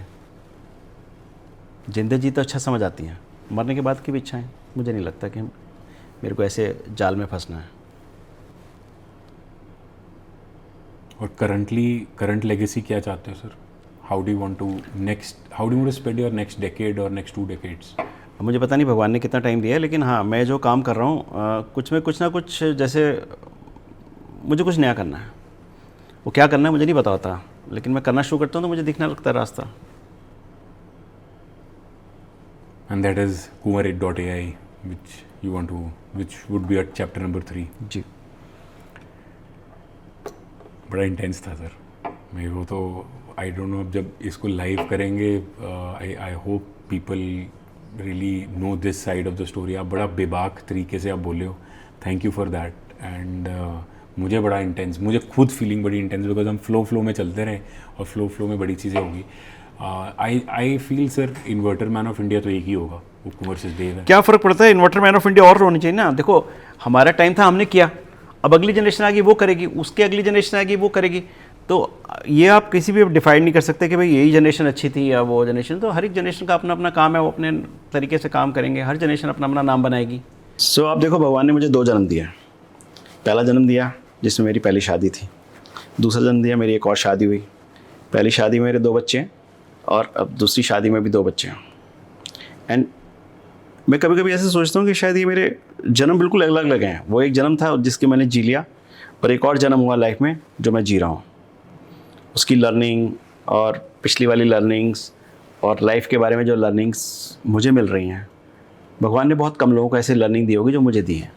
तो मुझे लगता है कि इससे अच्छा क्या जन्म हो सकता है जिसमें आपको सारे रंग दिखने को मिलते हैं. भाई और भगवान जी ने क्या रंग दिखाने पता नहीं, बट आप देख रहे हो. और जीवन में आप, मुझे लगता है हर बंदा ना यही लगा रहता है कि भाई पता तूने गलती क्या करी, तूने गलती क्या करी. अरे भाई अच्छा भी किया, गलती भी करी. जो अच्छा करेगा गलती भी करेगा. अब गलती को आप पकड़ के किसी के पीछे पड़ जाओ तो वो सही नहीं है. तो मैं इन चीज़ों में विश्वास नहीं रखता कि आपने कुछ गलत किया, हाँ किया, सीख लिया, हाँ जी सीख लिया, आगे बढ़ो. आगे गलती नहीं करोगे, कोई चांस नहीं. हो सकता है वही गलती मैं करूं. आप और मैं अगर अंदर से दिल से जाने तो हम कितनी बार एक ही गलती को 25-50 बार करते रहते हैं. लेकिन सब जब बोलने पे आएंगे तो ऑफिशियली आपको बोलेंगे देखो यार गलती करो, रिपीट ना करो. अब ये तो बोलने की बात है ना. आप कहते हो यार देखो आप बिजनेस को और अपनी पर्सनल लाइफ को अलग अलग रखो, ये तो बोलने की बात है ना. कर लो. तो क्या कर पाते हैं लोग? बोलना तो बड़ा आसान है. आई कैन ऑलवेज से कि यार मैं बिजनेस को अलग रखता हूँ, पर्सनल लाइफ को अलग रखता हूँ. करके देख लो. किसी की लाइफ पर्सनल खराब कर दो, फिर मैं देखता हूँ क्या बिजनेस कर लेता. तो इट्स ऑल, कई चीज़ें हैं कहने के लिए कि हाँ भाई कहने में अच्छी लगती हैं, हर कोई सुनना चाहता है. मैं भी शायद बिजनेस में किसी टाइम पे मुझे याद है मैं ये कहता था लोगों को यार मेरी पर्सनल लाइफ छोड़ के आया करो यार. एंड जब मेरे से बात करते तो यार यहाँ पे कंपनी की बात करो. पर आज मुझे समझ आता है यार वो गलत थी बात, ऐसा होता ही नहीं है. इसीलिए तो आप इंसान है ना. आपके अंदर भगवान ने बुद्धि दी है, इमोशंस दिए हैं. खाली बुद्धि है जिनके पास और इमोशंस नहीं है, वो तो बड़े डेंजरस बंदे हैं, वो तो बीमार लोग हैं. आपको पता ना चाहिए भगवान जी ने उनको, मतलब इंसान ने उसको वो करा है कि जिनके अंदर इमोशंस नहीं होती, they are the guys who have some psychic problems. They are very dangerous people. We are common people, normal people. So we should be thankful to the God. जो मिला बहुत अच्छा मिला. अब रिलेशनशिप गॉड के साथ अच्छा हो गया, पहले तो था ही नहीं. सी देखो मैं ऐसा कोई मैं सही बताऊँ, मेरा एक है कि पूजा मैं करता हूँ, ठीक है, करता हूँ. और एक शक्ति तो है ही है. मैं कोई ऐसा नहीं कह सकता कि भाई मैं किसी पर्टिकुलर एक भगवान की बात करूं. तो कोई ना कोई तो है जो दुनिया चला रहा है. आप गुरुद्वारे में जाके ढूंढ सकते हो, मैं मंदिर में ढूंढ सकता हूं, या कोई और चर्च में ढूंढ सकता है. बट कोई ना कोई तो ताकत है जो आपके ऊपर बैठ के चल रही है. और मुझे लगता है कि ये चीज़ ना बचपन से बच्चों को सिखाई जानी चाहिए, जो मुझे नहीं सिखाई गई. क्योंकि मेरे फादर जो थे वो क्या बोलते हैं, मतलब भगवान को ना मानने वाले इंसान थे. तो वही गुण मेरे अंदर आ गए. और मुझे लगता है बच्चों को ये चीज़ सिखानी बड़ी ज़रूरी है कि भगवान है, मतलब तो जिसका सहारे से आपकी ज़िंदगी बड़ी अच्छी कट जाती है. कभी भी कोई चैलेंज आता है तो आपको पता है यार, कभी आपकी फैमिली चली गई, सब कुछ चला गया, तो एक भगवान तो है ना आपके लिए कि जिसके बारे में आपको बचपन से सिखाया गया. और बचपन में जो चीज़ सीखी जाती है ना, वो बड़े होकर सीखना बड़ा मुश्किल हो जाता है. तो बचपन में आपके 12-13 साल तक की जो लाइफ होती है, उसमें आपके जो जितने भी आपके इमोशनल पैरामीटर्स हैं या जो बाकी चीज़ें आपके राइट एंड रॉन्ग बन जाते हैं. उसके बाद फिर बड़ा चेंजेस कम होते हैं लाइफ में.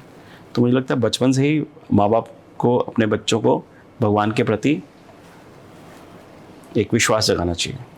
सर मेरा लास्ट क्वेश्चन, इंडिया के बारे में बहुत बात हो रही है. आपने बिजनेस तब बिल्ड किया जब इंडिया की परसेप्शन बड़ी डिफरेंट थी.